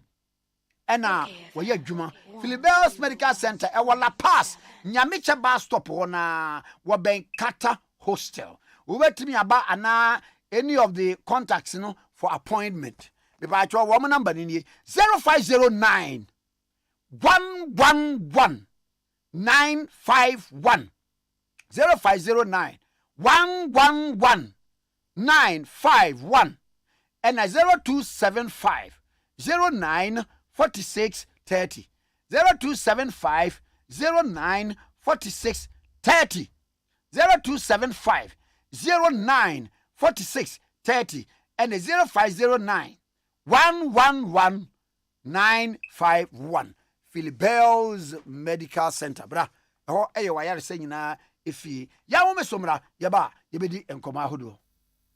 Okay FM 101.7 Efiura me mo chi o Efiura yes on Machi o Efiura me chia wonye so hey Ewura enfase ma me so what e ba fa so chia me mo yam no won so pepe hey oh wa fi we die me pese oni Efiura bekon Efiura we die ye kwa sore abo Ewura de mo kwa sore ye ko paye Ewura de ka soro ho a what e be se wo ba hwa wa kraba kompo wunya onipa da sane timi koto this way chocolate drink no ne yire ne mma edi nsuohie twabia nom anopa no owi a wasade bia hye fridge mu wo mako school pon a wasan ba be yia nom enu mpore se ne nka ne twaso mu pa ende ye rekore ne fie wura beti ha anopa dio awia dio enumre dia mo no makodew mo mame na mu wi a ma sora akotra so ndem se ye kosum ya Mese na dia ya late nso miyanki kabinje Efiura ya wi ya kwasere body pate ke Efiura wuti fia se light bill no water bill ba wuntua bi wo bo asa sika na fa koto this way chocolate drink na ba nom ka hwe me catch no play nya play fa say this way chocolate drink no metumi ato bi pa na so na me so mo ahwe wate e de me hia ne nsuohie na nsuohie so me ntoi se me bufu a betumi ato bag mu a wate yeah Efiura we nko ade ma abunfu me koto nyanwe Efiura fi de ya bre ma abunfu bi munyam sumponie na mo ba ya trimodefo FGA agi edwedie nkratoi atom midindi akrobato me pemasum duanti ana mde me nkodom me bambo life insurance free Holland life enura hia and mabushia penny etwa tuoma ye se obi atua 1000 Ghana cedis ne yemfa nye opani aye metiye no anwoso me kura me bambo life insurance eboa me cover me e wo bra me pra ana medidem ana se ayi ato me efa eho ka nyina a ebrekura metua 1 Ghana cedi pe eye simple kura anio 1 Ghana cedi pe 5 cedis 15 cedis ana 30 cedis busumi bia beme wonya wasumdue efa eka opra ene ye yode ba ho eno ane se wodo ho be hye me Bimbo life insurance a free Holland life for *269# wo Vodafone so na dinia beba na chi me say eye kokokra wo de ebo *269# na fa ho hye wo Vodafone so na nya asumdue wa brawo ahotoso se wo dachi wo Bimbo mapa me Bimbo insurance ya yashada yama. Take a break. Grab a bottle of Schweppes Citrus now. Nice. Schweppes. Let the bat stop now. Start investing towards your retirement today to enjoy a comfortable pension. Focus on your future. Let's focus on your future. With NBC Ghana Trust. Let's focus on your future. Invest with NBC. NBC is tried and tested. NBC is trustworthy for your future. Invest in a pension scheme. Let us invest with NBC. Retire in peace. You should retire stress-free. Enjoy less tension. When you retire with a reliable pension. attention. For more info, call 0560-029-895. NBC Ghana Trust, leader in people, benefit in Africa. Document when you na I was semi juma. Na sumenia any mu stress. Entina dame nom agbeve hebati no. Agbeve hebati. Oh okay. Ebema wa ya let. Eyi stress na firi hokra. No cre. Me say manom agbeve tonic. Eyi menstrual pains free me so. Agbeve tonic when you mato anase koko hawa. Numbi. Agbeve tonic die amwa ye fine mum. Eba no malaria nso a. Agbeve fever na me die tutu egu abra maye malaria test. Ehunu say bi wo mu. Na what agbeve herbal mist capsules nso nka. Kan na ye powder. Say die. Wodi nsuo no mu a no apanka bia die egu so. Agbeve herbal mix. Eno na sa me kunu sisi yare eni ayemutim. Esan ya afasi duro nso. Me nso sa. Na se me hia agbeve nroi hina bia. Ewo pharmacies, herbal chemical shops. Apem for about more money for nkwada we ni fiedum yenu nka ho. Etufo mfre agbeve herbal products for 020-813-0790 and 0246-595-256. FDA agi edwede nkrato yatum. Yamenu ejaba boni di adwa ma wubi eti yamenu afa hin na mahwie fufuo ti ase dada minya wofo yi papa so ba fie ni enwe fufuo ya asam aba na so oben wadi fufuo edi mpreni ne mpresa da kro beye de ni ehwe fufuo a akode wonwane adwa mo adwuma se me ni fie adwuma di mini fufuo kakra ba o madie no ene wato metwa mada pasa aso wo kan na matire nyira wati ate na make am meboa eba de odi komum na sese ade obra to otwa fufuo ai wo wodwo pam na wo ma asiu na wotimu aba na wo sadade na wo timfra kwada ne nyina tuatwa make say ya needful sadaroma wo bia mani ye pa ya wa ya mbode fufuo ne mankani fufuo a wa ne powder wo de gu da kama ya yefra no needful fufuo a enya no bi na masori ba until izi kama me di ye yo sese bia ma me hwe bia needful fufuo eye kama say bode fufuo ne mankani fufuo papa bi na wo kan say twan eposim na ede na me so kan so ento simanu mpenu wa wie wo hie wo kwa papa bi aguso be chese de ama mani kura agisa ne fufuo ho ama me ko to bi kura ba ne say se de Ghana for sipom fufuo no eno an wo ye nu enti se wo hwa fufuo won pam wo drom ne we nu a wo ho susuna bia wom wo nso de bode ne mankani fufuo papa bi ejanie eni afi na fufuo na afi na wo bedi pa ne se de wo bedi ne se ne wo fa mojaduro ana pa wia ne anadwo a wo koda need fufuo a e wo wo fi a eni gye nko a FDA agi edwedie nkrato yi atum mafuya meya yesi hepatitis meto ase mesremu asa waya bi na ekiki me emuya meya sciatica any bone fracture no yeduro power specialist herbal hospital Dr. Kosia Dua ya betrete sciatica entini any bone fracture no mpemu yare power specialist herbal hospital ebe hwe me wahu entem kura one ma specialize wasa area ropa yare ba konso ne saye omombre pa hepatitis B stroke diabetes akumamu yare ahoro typhoid awo dunso mu yare ni nyina power specialist herbal hospital koko wode abef mfidie be hwehwe mu yie ansa na wode mu nduro na nanam no akam Accra o kwabenya ACP road wasi power bus stop wo ho a kumase o feyiase woni Josbro filling station de hwe nemu ena takra de so Anaji Estates Customs Road Ghana ha ba bi obia wo bia mfre 0244 54 44 22 and 0200 38 38 31 power specialist herbal hospital hepatitis B ayaresa fi ankasa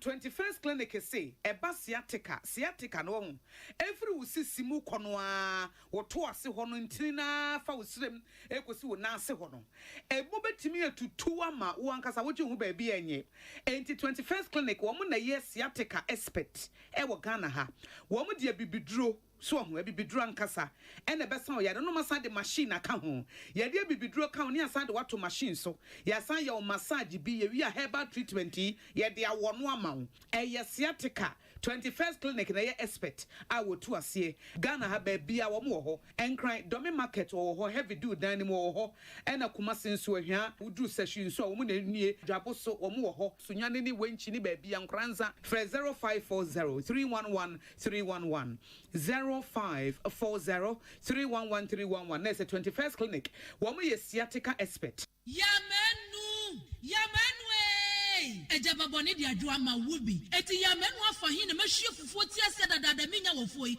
papa so ba fie ni enwe fufuo ya asam aba na so oben wadi fufuo edi mpreni ne mpresa da kro ba ye di ni ehwe fufuo a akode wo nwane adwo mo adwuma se me ne fie adwuma di mini fufuo kakra ba o madie no ene wato metwa ma da pasa aso wo kan na matiri nyira wati ate na make am mebo a ebo de odi komum na se sia de obra to atwa fufuo ai wo wadwo mo pam na wo ma asiu na wo timu aba na wo sadade na wo timfra kwada ne nyina to atwa make say ya need food sadaroma wo bia mani ye pa ya wa yam body fufuo ne makani fufuo a wa ne powder wo de gu da kam kama ya ye fra no need fufuo a enya no bi na masori ba ntilizi kama me di ye yo se bia ma me hwe oh bia need fufuo eye kama say body fufuo ne mankan fufuo papa bi na wo kan say twan eposim na ede na me so kan so ancho simanu mpɛ no wawie no ahwie wo kwa papa bi aguso be chese de ama mani kura agisa need fufuo a ho ama me koto bi kura ba ne se de Ghana for sipom fufuo no eno an wo ye nu enti se wo hwa fufuo won pam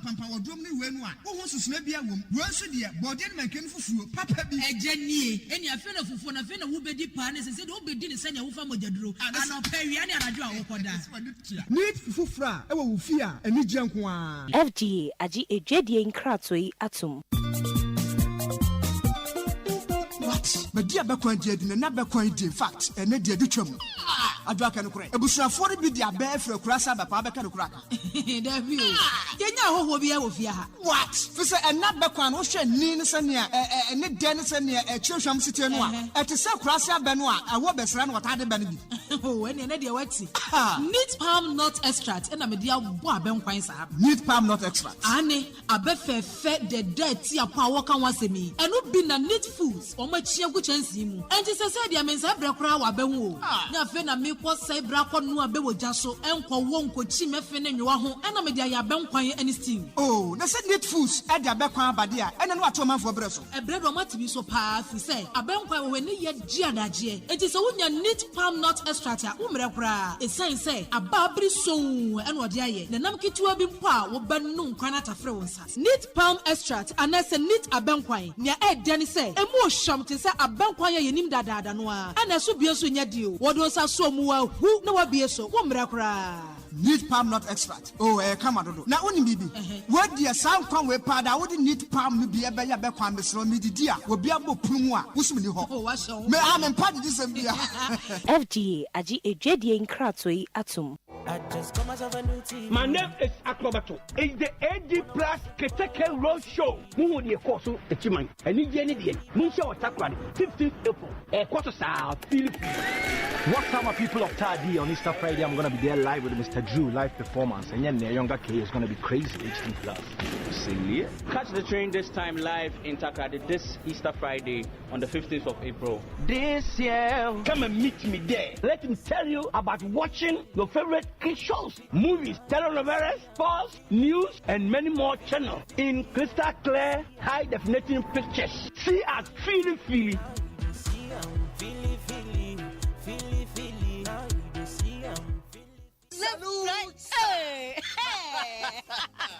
When we send your police in your draw, Imbusaba Mesa Amama Huaden. Refuse to grow, and young offense Wabek. And what day immune system or Yankopon, and your ready pediatric Samoya Hubano, and Nasa Wunum Imbusaba Mesa, a peja immune system Nabribia, ya Yarientimu. Sasa dear, a month for the one, the Imbusaba Mesa, Dronua dance say, and Yarua who ran Nipa and Nina Etimi Banaso, and Yarua Cassian Kaya Wutini D and a home car. No, Yamwa suing no, a boy who buy every home. And now pa, one Yarwana dada, no monum doctor and Rono, and num Imbusaba Mesanoa, and more who are deep in tea. Ya womuntim pose, Yaria Esomo. Imbusaba Mesa, a walk Kaisi, and you may move Bia your toe in row. At to 0246 20 8496. FDA, Ashisha said, Jedi and Kratui Madia to Musay. Okay, FM 101.7. Okay, 101.7 is really Abusiafo. My main fa way from na me ankaza me sister me don't want me penasem. Mo amotna aha abipotia. No achira mo ade, madam ni. Madam him. Yeah. Edio.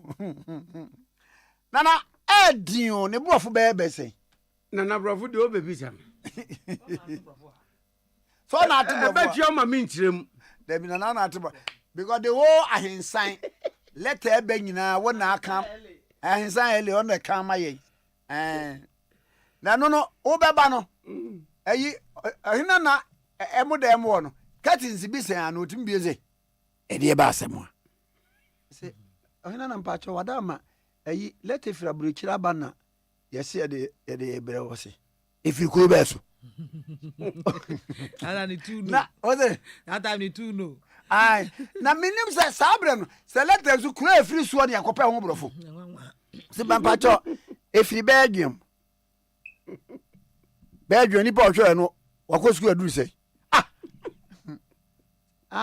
We second dance and wakosi. Fakwa na outwi mi ni say na dia ba Belgium. So no go champion. The I just oso okwa hwe ho brofo dia ba.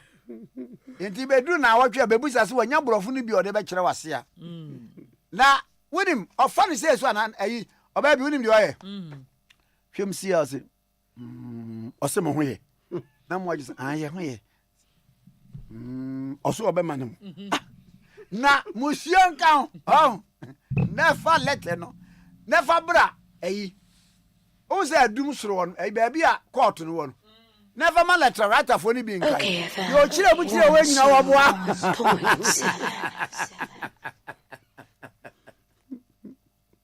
Na na pe vagina tight ni a chire.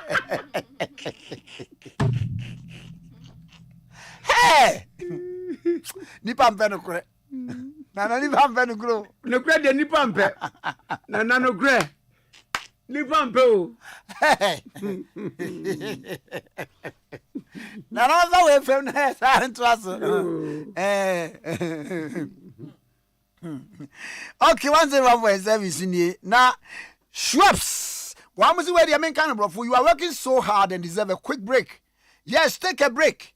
Grab a bottle of refreshing Schweppes citrus now. Nice. Cheers.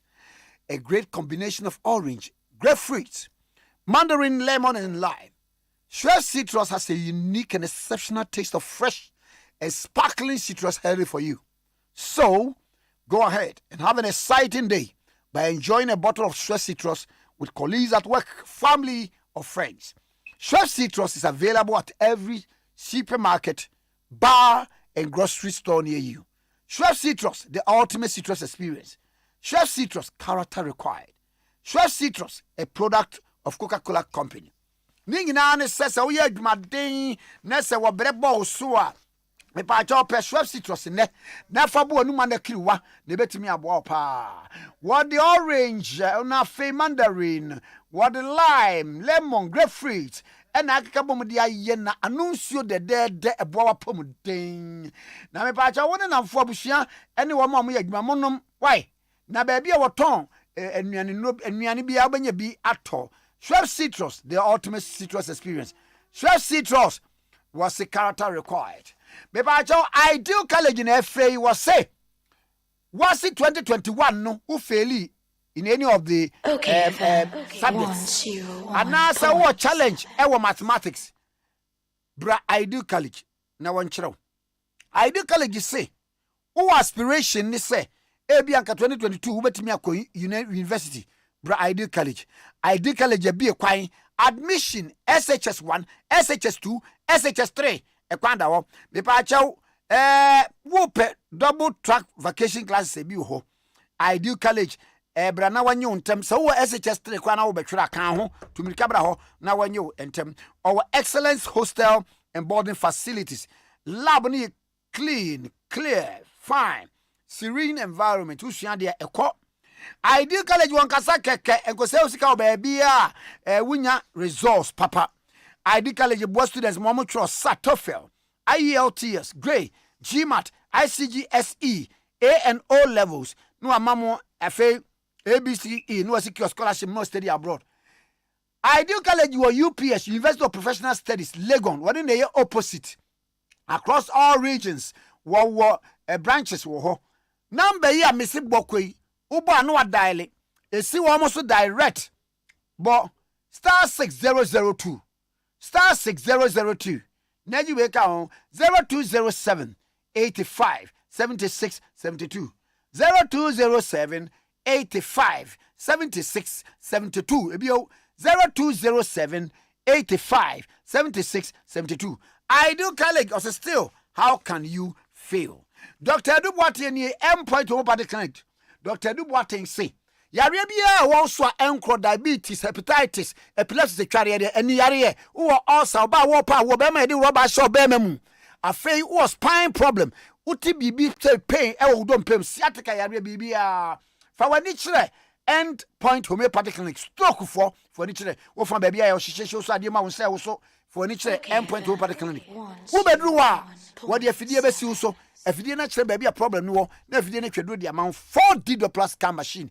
3 pen wo Ghana ha kolebu obi kuma konfanachi obi na ba ko end point homeopathic clinic na end point homeopathic clinic no enye herbal shop yenye surgery ho what the homeopathy no na yare sane saw yare etu ase go ndi fi ho e mane ko obi fa no yare ma endpoint homeopathy clinic sa fa yare ne enkokwa Spinters Road shell signboard Dr. Dubois e wa Accra ha Temakom 22 udu afrewa junction go straight to Apology Gardens for stand to the clinic Dr. Dubois wo ho kuma se kronoma boyia Angel Educational School na chiripe endpoint homeopathy clinic Dr. Dubois wo ho wabi bi watakwa de anaji police station na chiripe and also Dr. Dubois endpoint homeopathic clinic ho and wabi bi obuno techiman me ba cha wa mamu 30 minutes obi amfan friend Mr. Muni Bransuma mo fena aya di Bransuma me 0244 86 70 68 0244 86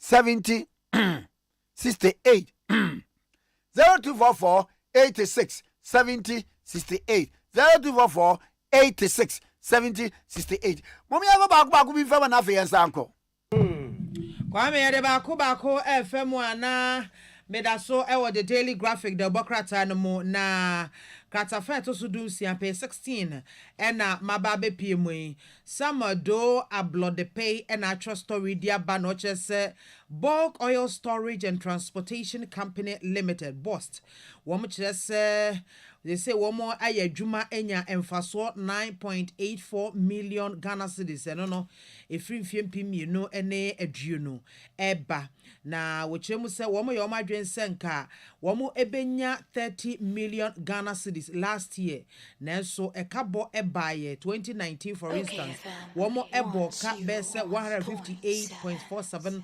million Ghana cedis na managing director of that BOST ano Edwin Provencal ena odi tu dwachemu ese profit before tax 2020 ena womunya asasike ya medi kan ebo sui eno echiremu epefe ese wo hwe dwumadi a womu edie no a na chese womu akomanimpa enti wo hwe mu bio nso so a carbon adibi ebebebe mu 400 million Ghana cedis I know ebebeto dwasa an ya uma boka fa han kosin wo sesa asem no na nokre bia enni enomu ti bra wone Daily Graphic boka tetwon komo na ora province chechemu ese wo mo 5-year revenue ene sika mfaso a wo mo enya odwumadie no na the company no emu no the pefe se wo hwe afe 2020 emua na chese wo munye sika puduo bese 632.65 million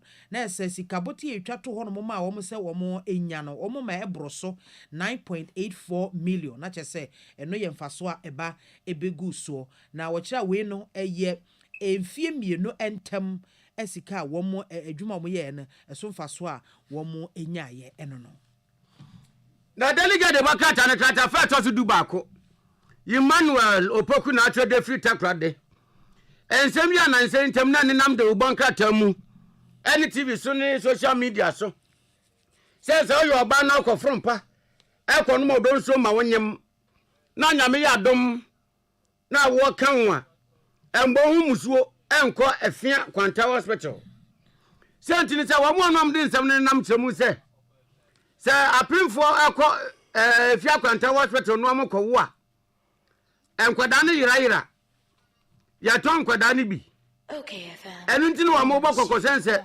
awo kan wa manfoni nkyere afia kwanta hospital asemi beto odwa na mpanifo ye seda bi topletwe yen kan nu echi awo se agro na ede wa mo nkyere wo mankrofo yi wo mayi bone enti owura Joseph Tambil ya medical director wo afia kwanta hospital wa babo ntia ba betrem se sa kwadu nu ankrofo de bo wo mo se apinfo kowo ewo afia kwanta hospital ye wia wo moma wo mo sanke wo moma no enya no kura obi amontungu na wo mo se we die agro ni ntokoni di openo fa mbeboso na wo metre se mias mesia no benten ma betima wo ewo afia kwanta hospital na me wo ye no ya fa akra na mama nkofie obi a wo mo di se bia di no wo mo mra bonten wo mo so wo mo di afia kwanta hospital ne nam no we do so asre pa wo mo nya no mo gu hospital ne ni mase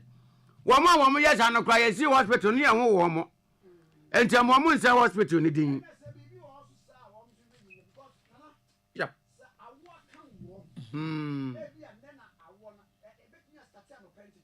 sa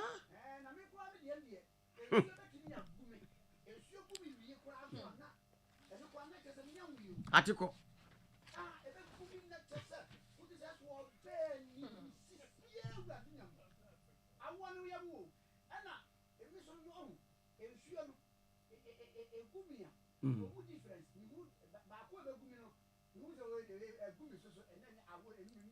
ze buru mu nsu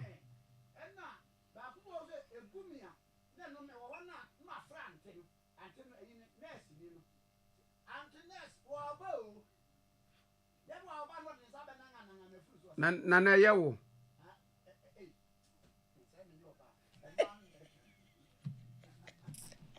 Okay FM 101. Eni je kum ni banka biem je ni je negum. Hey. Dana na de wo hono no. Kwame ya toaso ewo the Daily Graphic kan fa to sudun sia hwa. Na Chris Lunu na trust story dia ba. And I watch say Greater Accra region ye hear a comprehensive structure plan. Na ye the proper implementation strategies e gu hono mo a ebetimi aboa yen na yetimi asiesie nkran yie. And the acting chief executive for that Land Use and Spatial Planning Authority LUSPA yera kodwo ye boa na wone ne mpanyimfo atena se a wo mche se efie mienu ese ne ekoni mfie ekosi bese efie aduonu kosi mfie bese aduasan eso no se yeda so boy ebra ewo enkran ha sese ya ebeden pa nanso omo fi sabri ede hwehye egu akwam se ne ebeya yebetimi ayusu ensase a ye wo no yebeyusu ni yie edan ni yesi a yebesi ni yie se yenkosi adan sisi gatamu ni nsuo mu ne ho nkro ne ba ba bia ni se wode dan sie wo se ye hwese saade no enkoso wo se etimi ehwese ye ne Greater Accra Metropolitan Assembly no wo mo nso so ebehwe na yetimi demarcation kama aha fo wo si dan wa ha ye wo specification ye dan nie street ni ye twa fantamo na Kwame ade de o maka wo makọ ho a workshop na ho nkọ bade na nya bia sa de nkran ya yi wo mbetimi asesam anas wo nkọ ba bi foforo nkọ kikire when problem bago bi say the mindset of the people living in Accra and say do no aya hoho wo ma dwi yo say kuro ni yo mo akasa de ya di ompe no mbe problem ba ko pa wo ho no na ma ba me kwati nkomo we emfamla ene ye dia piate ho nkomo ne ye nkɔwe woni a ɛtewo wo ya ma wo camp awodo no ene ma awodo a wo mo ekomu na ansa na ma me mfa we mfam na fe ye nkɔ na ya moa ho na ya moa gya wo ma no so mo power specialist eba hospital Dr. Kwashedua ya ne da no na the power specialist herbal hospital next is a power room a specialist and wodi nua abna ne haban a wafra na abefu kwanso e de sayare me ba cho arthritis gonorrhea syphilis so obi ane do mpemu abu se pon o ulcer hernia problem bia tumika fabra power specialist herbal hospital na wo ba wo di mfidie state of the art machines be hwe mu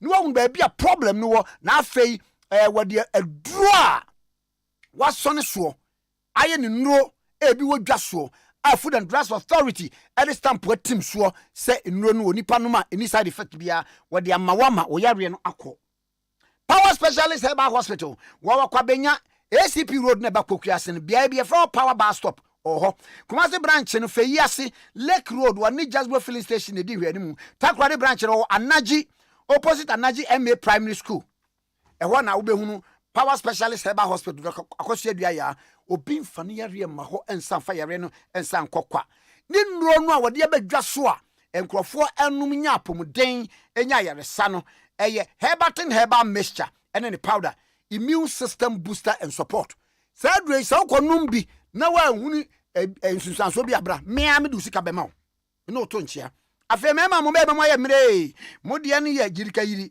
herbal mixture yirika yiri ne brofo eni se be me bewu ana ne yiri suro no yirika yiri ne brofo eni be me bewu ana ne yiri suro no for male vitality edia ya herbal malamix malaria fever general body pains ekopa cough care herbal mixture eno koko ayere tan ewa ebeko edia ya herbal tonic moja aso ati wuntimi nidi unu bia beboa doctor no an ekuta number no Dr. Kosi edia ya herbal power special Power Specialist Herbal Hospital said the BDA ni nana we are said the BDA ni brofo to mo pa chamba 0244 54 44 22 0244 54 44 22 and 0200 38 38 31 0200 38 38 31 Jueka home 0555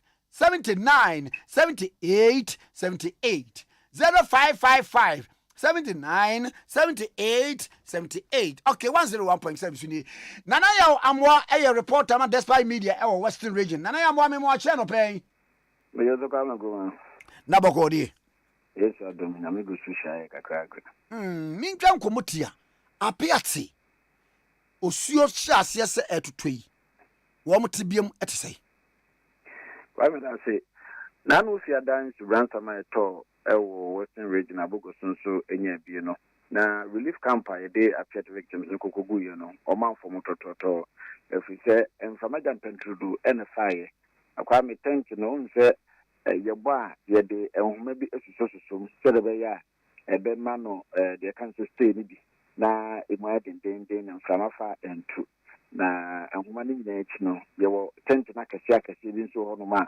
no military for na de bae na no kwampo de omudi nkai screening e wo fom edibi egugu tent no na de na no enti na no de e wo firm stand pa nsa no mo de sa enhoma ni bi kra esan so amano stay no na Kwame arewo sem ne se ebra ensuo no etoye na mframaja mpanturu no efae no ma tent ni bebre na na ekituye enti na ehwa akwako ni ase Akye disaster relief committee no eto baby ema nipa be bro aduonum ekokoda no kure no mo pe baby mo mo kokodai na ade chiye na Dr. Isaac Dasmani ede small doctor central for him say ahoma no a stay na esoso tent ni mo no de amafo no bi eye ne say homa no ebinum twitwa bi ede ye dry line ena ebinum nso ede ntare no omusi ntare na no mo de asensen homa na stay na ya twema mo ede den no senka emmo tent no ho ban no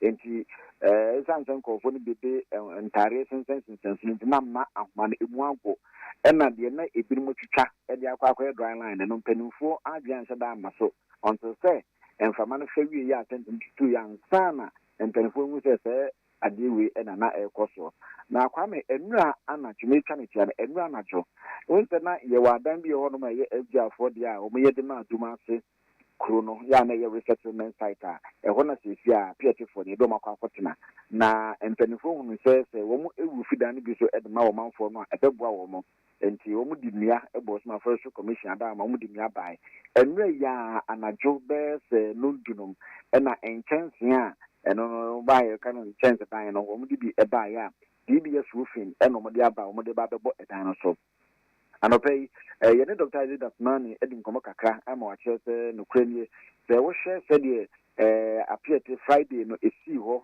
ɛma Monday no ɔmo san so erected tent no nyade ma ɔmanfoɔ no a ɛnyɛ stable sɛ ɔmanfoɔ no bɛkɔ so atena mu ɛna afei nsuo nim deɛ ɛba bɛba ebio enti ɛnumanimu yɛ wɔne Carpenters Association Asia sɛde bɛyɛ a dan no a yɛde nnua egu so dada no nkyɛnse yɛ bɛyɛ yi deɛ ɔmo ntwintwɔm no aso koraa ɔmo de nkyɛnse no bi ebegu saa dan no nyinaa so na wɔn ayi ɔmanfoɔ no afiri tent no ama wɔn akɔ ɛdan no sɛde bɛyɛ a ɛne nsɛmframa no ɛfa sɛ deɛ koraa dan no deɛ ɛntumi ntu so enti Kwame sɛ obisae a mɛka sɛ nkyɛnse no aba abɛtu nnura anadwo ɛna DBS wofi na ɔmode baeɛ a ɛnnɛ ɛne mpanimfoɔ hwɛ sɛ wɔhyia Carpenters Association na wɔde bɛyɛ sɛndefoɔ edu abɔ ɛdan no nyinaa so na afei wɔyi ɔmanfoɔ no afiri tent no ɛdɔm akɔ akɔtena ɛdan no menu akwan na ɛyi baakɔ bie mu a mebisa ne sɛ sɛ wohwɛ baabi a ɔmo wɔ yi ɛne nneɛma ahodoɔ a ɔmo wɔ yi ɛne sɛnea yɛsi afei ne yɛakyikyiri kuro yi a ɛhɔ no ɔmbɛkyɛ wɔ hɔ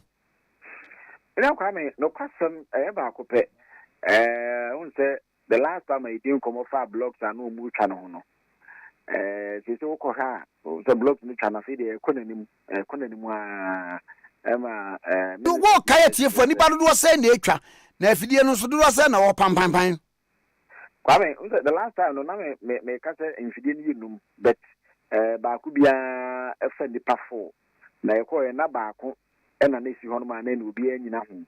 And the prisoners no conform free. I wanted the Omoda so, but in Fidian, as they say, I occupy. And Quebec can say, Nipa na yo mujina fidie enum ni nyina ho no na se nipa wa akoma prisoners wo na etwa blocks na a wo mu na etwa blocks no okay wo na etwa blocks no o say initially no ye san ka kromafo no emetwa na nke se sika na ye de betua prisoners ne kan kromafo no ye mfa mo mafi se ebinom nyuma afese ntoma wo mo ahode no ko mu betwa ya na nka ye de se sika no mum ama mo na Kwame ade no wo mo ye ni tache we se utwa cement bag ma akoma ko edu a upon ya taking can you tell sika the amount and yes be a co nabra now it's in a bien chauka there be but chromafo no etwin woman ase and a management no some penny for some open and them and the open pan or your supervisor a dog man no and one MC no edin koma o say omonko fa nya wa business ni bi and the sia de make so ko site one ma omo ye adwuma no den the adwuma no so e ko so pa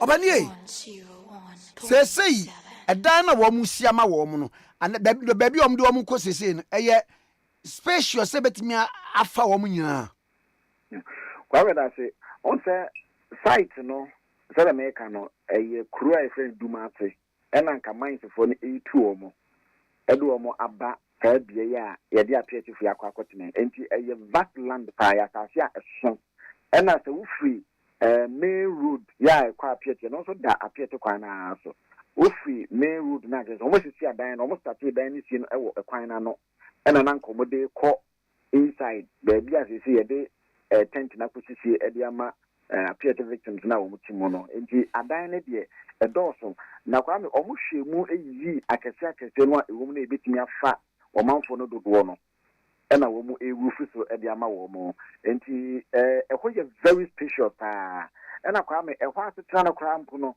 ɛyɛ nika if you say omo just as ne to wache omo start so mo ye adwuma no ha na ni abe mfie nan mo kra nie enti ama enua na na esisi asase ne so mo twi su nyina no enua no anyinyi kama ya wutimi atese ayeye yi shade enti ehwa aseta ne de meka say nika pa enti ne hot na che ne de be depend kwan a ompanifo be fa so mbesi edan ni nyina wie ama omanfo no akọ Kwame ye campaign see na seven no maka ni mpre bebre se adan no so hwe old town pe na adan no bubu ye new site ni nyina no awmde block and see dan ne de roofing no na SS ye enti ye state housing company for e buy no wo mon number e dan no ebi hon ma esi total demolish na che so bubu ni ebi so hon ma esi roofing enti ukọ new site na nkofo si adan foforo hon na bia no de roofing no obi a obone de so na ese ye na mu dan na nkasa de entonfo be hwe mu tijuje se bebre hon ma no e da so ye dum enti kakra na na ewu ani mu hon na omo be chichire no eno na o ma fo dodo no anso e hon ma ye hwe ni mu se de mpenifa ba no ho be se afe ba ko omo de be ye no ye hwe so betimi e de aya but said the Baya or Monfort no more camp on some to be in Inchi and Uncle here say, Woman, yes, resettlement for Dino, Ebi, and some woman for the meantime. That way, and Pennsylvania, so Kwame, Omo, in that baby, Edomutito, ya, in super, and Kohawa, Bidilis in Jidabaho. Nano Crampon Pennsylvania, as I say, that and Yadia, Umbe plaster mu, I above one cat do be a.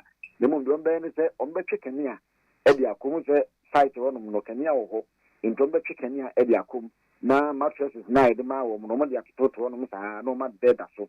Na the Pennsylvania appears to say, a bushia a dime back, the complete be a dime crown, a woman naya, a bushia in Yanasa. Nemum, the dino air marco and naya ye, chama a bushia marco and 9. And tis our my dua. One woman in a dime back, silent and before I imagine say, obey a minimum dear to be a chino and shady bar. If it's a Kwame, a brown no more chair, or my panabi, a chisika, or liberal 200,000 citizens. No, and say, I wish only be a honor, a Biabeman or you know, and then my Makumaku, because we'll be now 3,600, which means there were many you know, and then a mano. One more a year, and Nipamaku doing here, and to say any power near Cassia, a dime back. And a single room and Emma Woma. I want you to back and meaning dear say be a committee, no, it will be beer. Ta a bushata no Dawson, and you don't make us wait on Dawson. In Tiamo, a dime being said a bay more behind Woma, Mre and a betcher, or bribe your my roof in the area no my shot, say, or move or mount for no every free tension a day acco a dynam no Kwame. Minia, you better stand up. Okay, bye bye. Nana Yawamwa reporter Mothers by Media, okay, FM, and I, you know, Eddie Abosso, Eddie FC. No, Nana, Mamma, for we and Femina Fee, Yan Twasso, the Enquire Nim, Goshen Online Prayer Ministry. Goshen Online Prayer Ministry. What to suffer so what the answer. SCO Easter program, your friend the blood that speaks moja ekasano. Na we know a online ministry wodim pai ball tresemusia yedi konyankopon anim Easter yi. Enti no an se frɛ wamo 0557 27 93 67. Na join yes ene anadwi 9 p.m. Thursday so any Friday. Enti na anadwi watchina and now Friday. We patch time no 9 p.m. It would be a friend number no one join you. Online. Now so enya said medium HFA. A central washing media to a 3-day Easter program was the blood that speaks. Moja a casa, moja a casa mahutoba, a casama yedieba, a kasa pamwo hia e kasa ma won ba ma boniye kwachiri e kasa ma yare satomi eba e kasa ma enhira e kasa ma ogie na frɛ number yi na wonfa wo enka wo chena 9 p.m. Friday ena saa na etoto aso saa ene e hya ase ene 9 p.m. na echena 9 p.m. eye online Easter program number ni 0557 27 93 67 0557 27 93 67. Was said your situation tite biara Goshen prayer ewo ho ebe break sa inconnuan chain no ebe break no enti join wo eye Zoom na mo bo number na de waka Zoom no 9 p.m. tonight. Goshen Global Ministry was a place of God's comfort and protection. Okay, 101.7 Sweden. Me ba chow. Me kase edan se wo pedan ane ho asem edin pa. Na wo bi asidan wasiesie mu 2-bedroom single room self-contained. Chamber ho self-contained de ke ka ho nyina. Na sen wayama aye simple kura. 2-bedroom, 3-bedroom, chamber ho single room self-contained. Or de wo ba would the one sapan because we finish with TV, one fridge, one bibia, one kitchen bibia, atade and one adibaba. And now our being swa, and so I see I am kama, so one near manado, near many in so abba, chamber and one ne, Ning sana etie. Now, I want some son say be out 3 months advance, be our baby on Krahana, be our babeno, Chase we here say be abegi 6 months, 3 months advance obegi. Ena obetimi agi 6 months advance. So obedi 1 year nso a obegi ni nyina obegi ne saa. Mpacho wogi sika no a libe wom water bill wom bibia wom ti wo no wo de tia ne se utimu a ekwa. Enti mpacho ewo Asofa Abogisa Junction Accra Asofa Abogisa Junction ji number no na efre wo mu na se wo hia dan ne bi akwa kwaje 3 months advance obeje no electricity water bibia sashim ene wo dan wo siesie mu a ya fene shim nyina nti wo ba watade nkwa na ade beba ene wo de ye fene shim nyina oje advance na electricity water ne bibia wom say 3 months say 6 months me pa cho wo number no 0555 00 97 74 0555 00 97 74 ibio 0555 00 97 74 anyway 0578 90 50 90 0578 90 50 90 0578 90 50 90. Okay, 101.7. So in here, why am I young one as young man 12? Hey, me boy. Halifax eba. Halifax eba. Halifax Madianka. Now say the obedieni. I said obedieni, bro. Now this is how it will eat. Huh? This is how it will eat. It is how it say the obedieni. Oh, say the obedieni. Ah. Abonya wa di mi credo abetu mi bottom. Na wan fa abonya wa di credo abetu mi bottom na nka ho. Okay, abonya di credo abetu mi bottom ni eno no bro ese. Abonya. Animal poverty. What the credo abetu mi bottom. Animal poverty. What the credo abetu mi bottom. Has padlocked my pocket. Animal poverty has hey. Animal poverty. This is how it will eat. Oh, this is how it will eat. Oh. This is how it will eat. Hey, bro, food. I just go. Okay, my man. Yano. Animal poverty has padlocked my pocket. Hey, this is how it will eat. Oh, this is how it will eat. Oh. Animal poverty has padlocked my pocket. King. Out there, bro. Change. And another house where Kakra, now go on in Monsieur Bagan, bro. Say, next week. And the next week. Small, the chicken will drink water.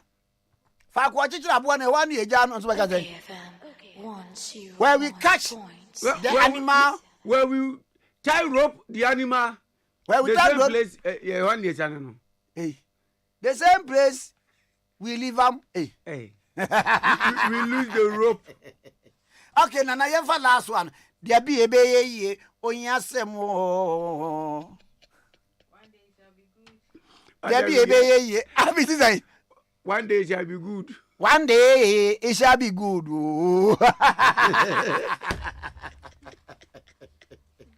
Can you read? You can read.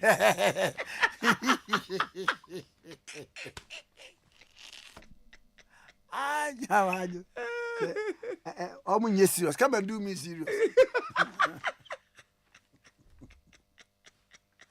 Ade, we are still one more baby as a welcome. Ese we are see bebu aboyen. As anyone yet to me. One year tea. Ade na amfia. Na bezedi. Obey babesiedi amfia. Nana and happy birthday to Mr. Benjamin Nkrumah, aka Sir Ben. We are principal of Deserve Fashion Academy. Onyago Bonshira afidi day. Happy birthday to Mr. Benjamin Nkrumah, aka Sir Ben. We are principal Deserve Fashion Academy. God bless your new age. If you now for nominate Adofuina and Omde Emma War. Happy birthday to Riches Augustine, our new Fadama. If we Sami our despite media and what the Emma War. Happy birthday, or see what you the man you do. Happy birthday to my wife Asmau Muhammad. If you wukunu Alhaji Naziru na ye Alhaji Naziru yire Asmau Muhammad say na wa cross house SSC Ramadan mu there's a baby wu into Asmau Muhammad wukunu Alhaji Naziru so my happy birthday. Happy birthday to Mr. Frank Eduachiri, who New Life SDA Church Circle and Crane Construction. God bless if Mr. and Mrs. Odruho your Ankara and our woman so at the Emma war. Okay, 101.7. So any September Mayor Mass where the Amma boys no more worry on word member. Young boy number 1. Then you better walk across over who knew. What done?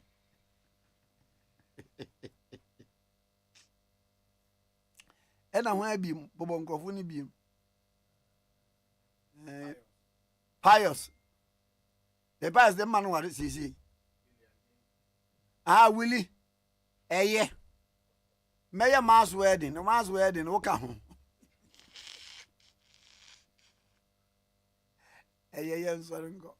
Hey, Dan, technician. Aye, Dan ba cho bobo awunya bia kope bi na me ya Mass wedding amamu. E na ho abi. E na Karim. Ba cho mun kan say Karim. Your telephone technician say me ya Mass wedding. Anti me de na kan to mbo ba no bi September. Why? E na ho abi. E na ya mensa. Bosco. Bosco. Ya mensa Bosco. Mwatari ambasha ni white. A man di ni white and gold. I feel I'm going to get you, yeah, DJ, Mommy volume. Sa volume no better. DJ who said you me. Ovebe ready akwa wasan Kwame Tikese me morning show president of the land me produce and the kwaso de se konkron ba Kwame who said you me and a woman of faith. Abigail Ashley. One so ebo mchido ma edi medie ni nyina ebe baby abidie no de me pa atwa next year and na me man pesa mo ware abi ne be audition na ya select among 2,000 to 3,000 men ne yi mu ba ko na fe o ma ye wedding no fe enti edu wona the guidelines ni nyina beba ayese ye to political party mu abato no enye easy ya so ya kramo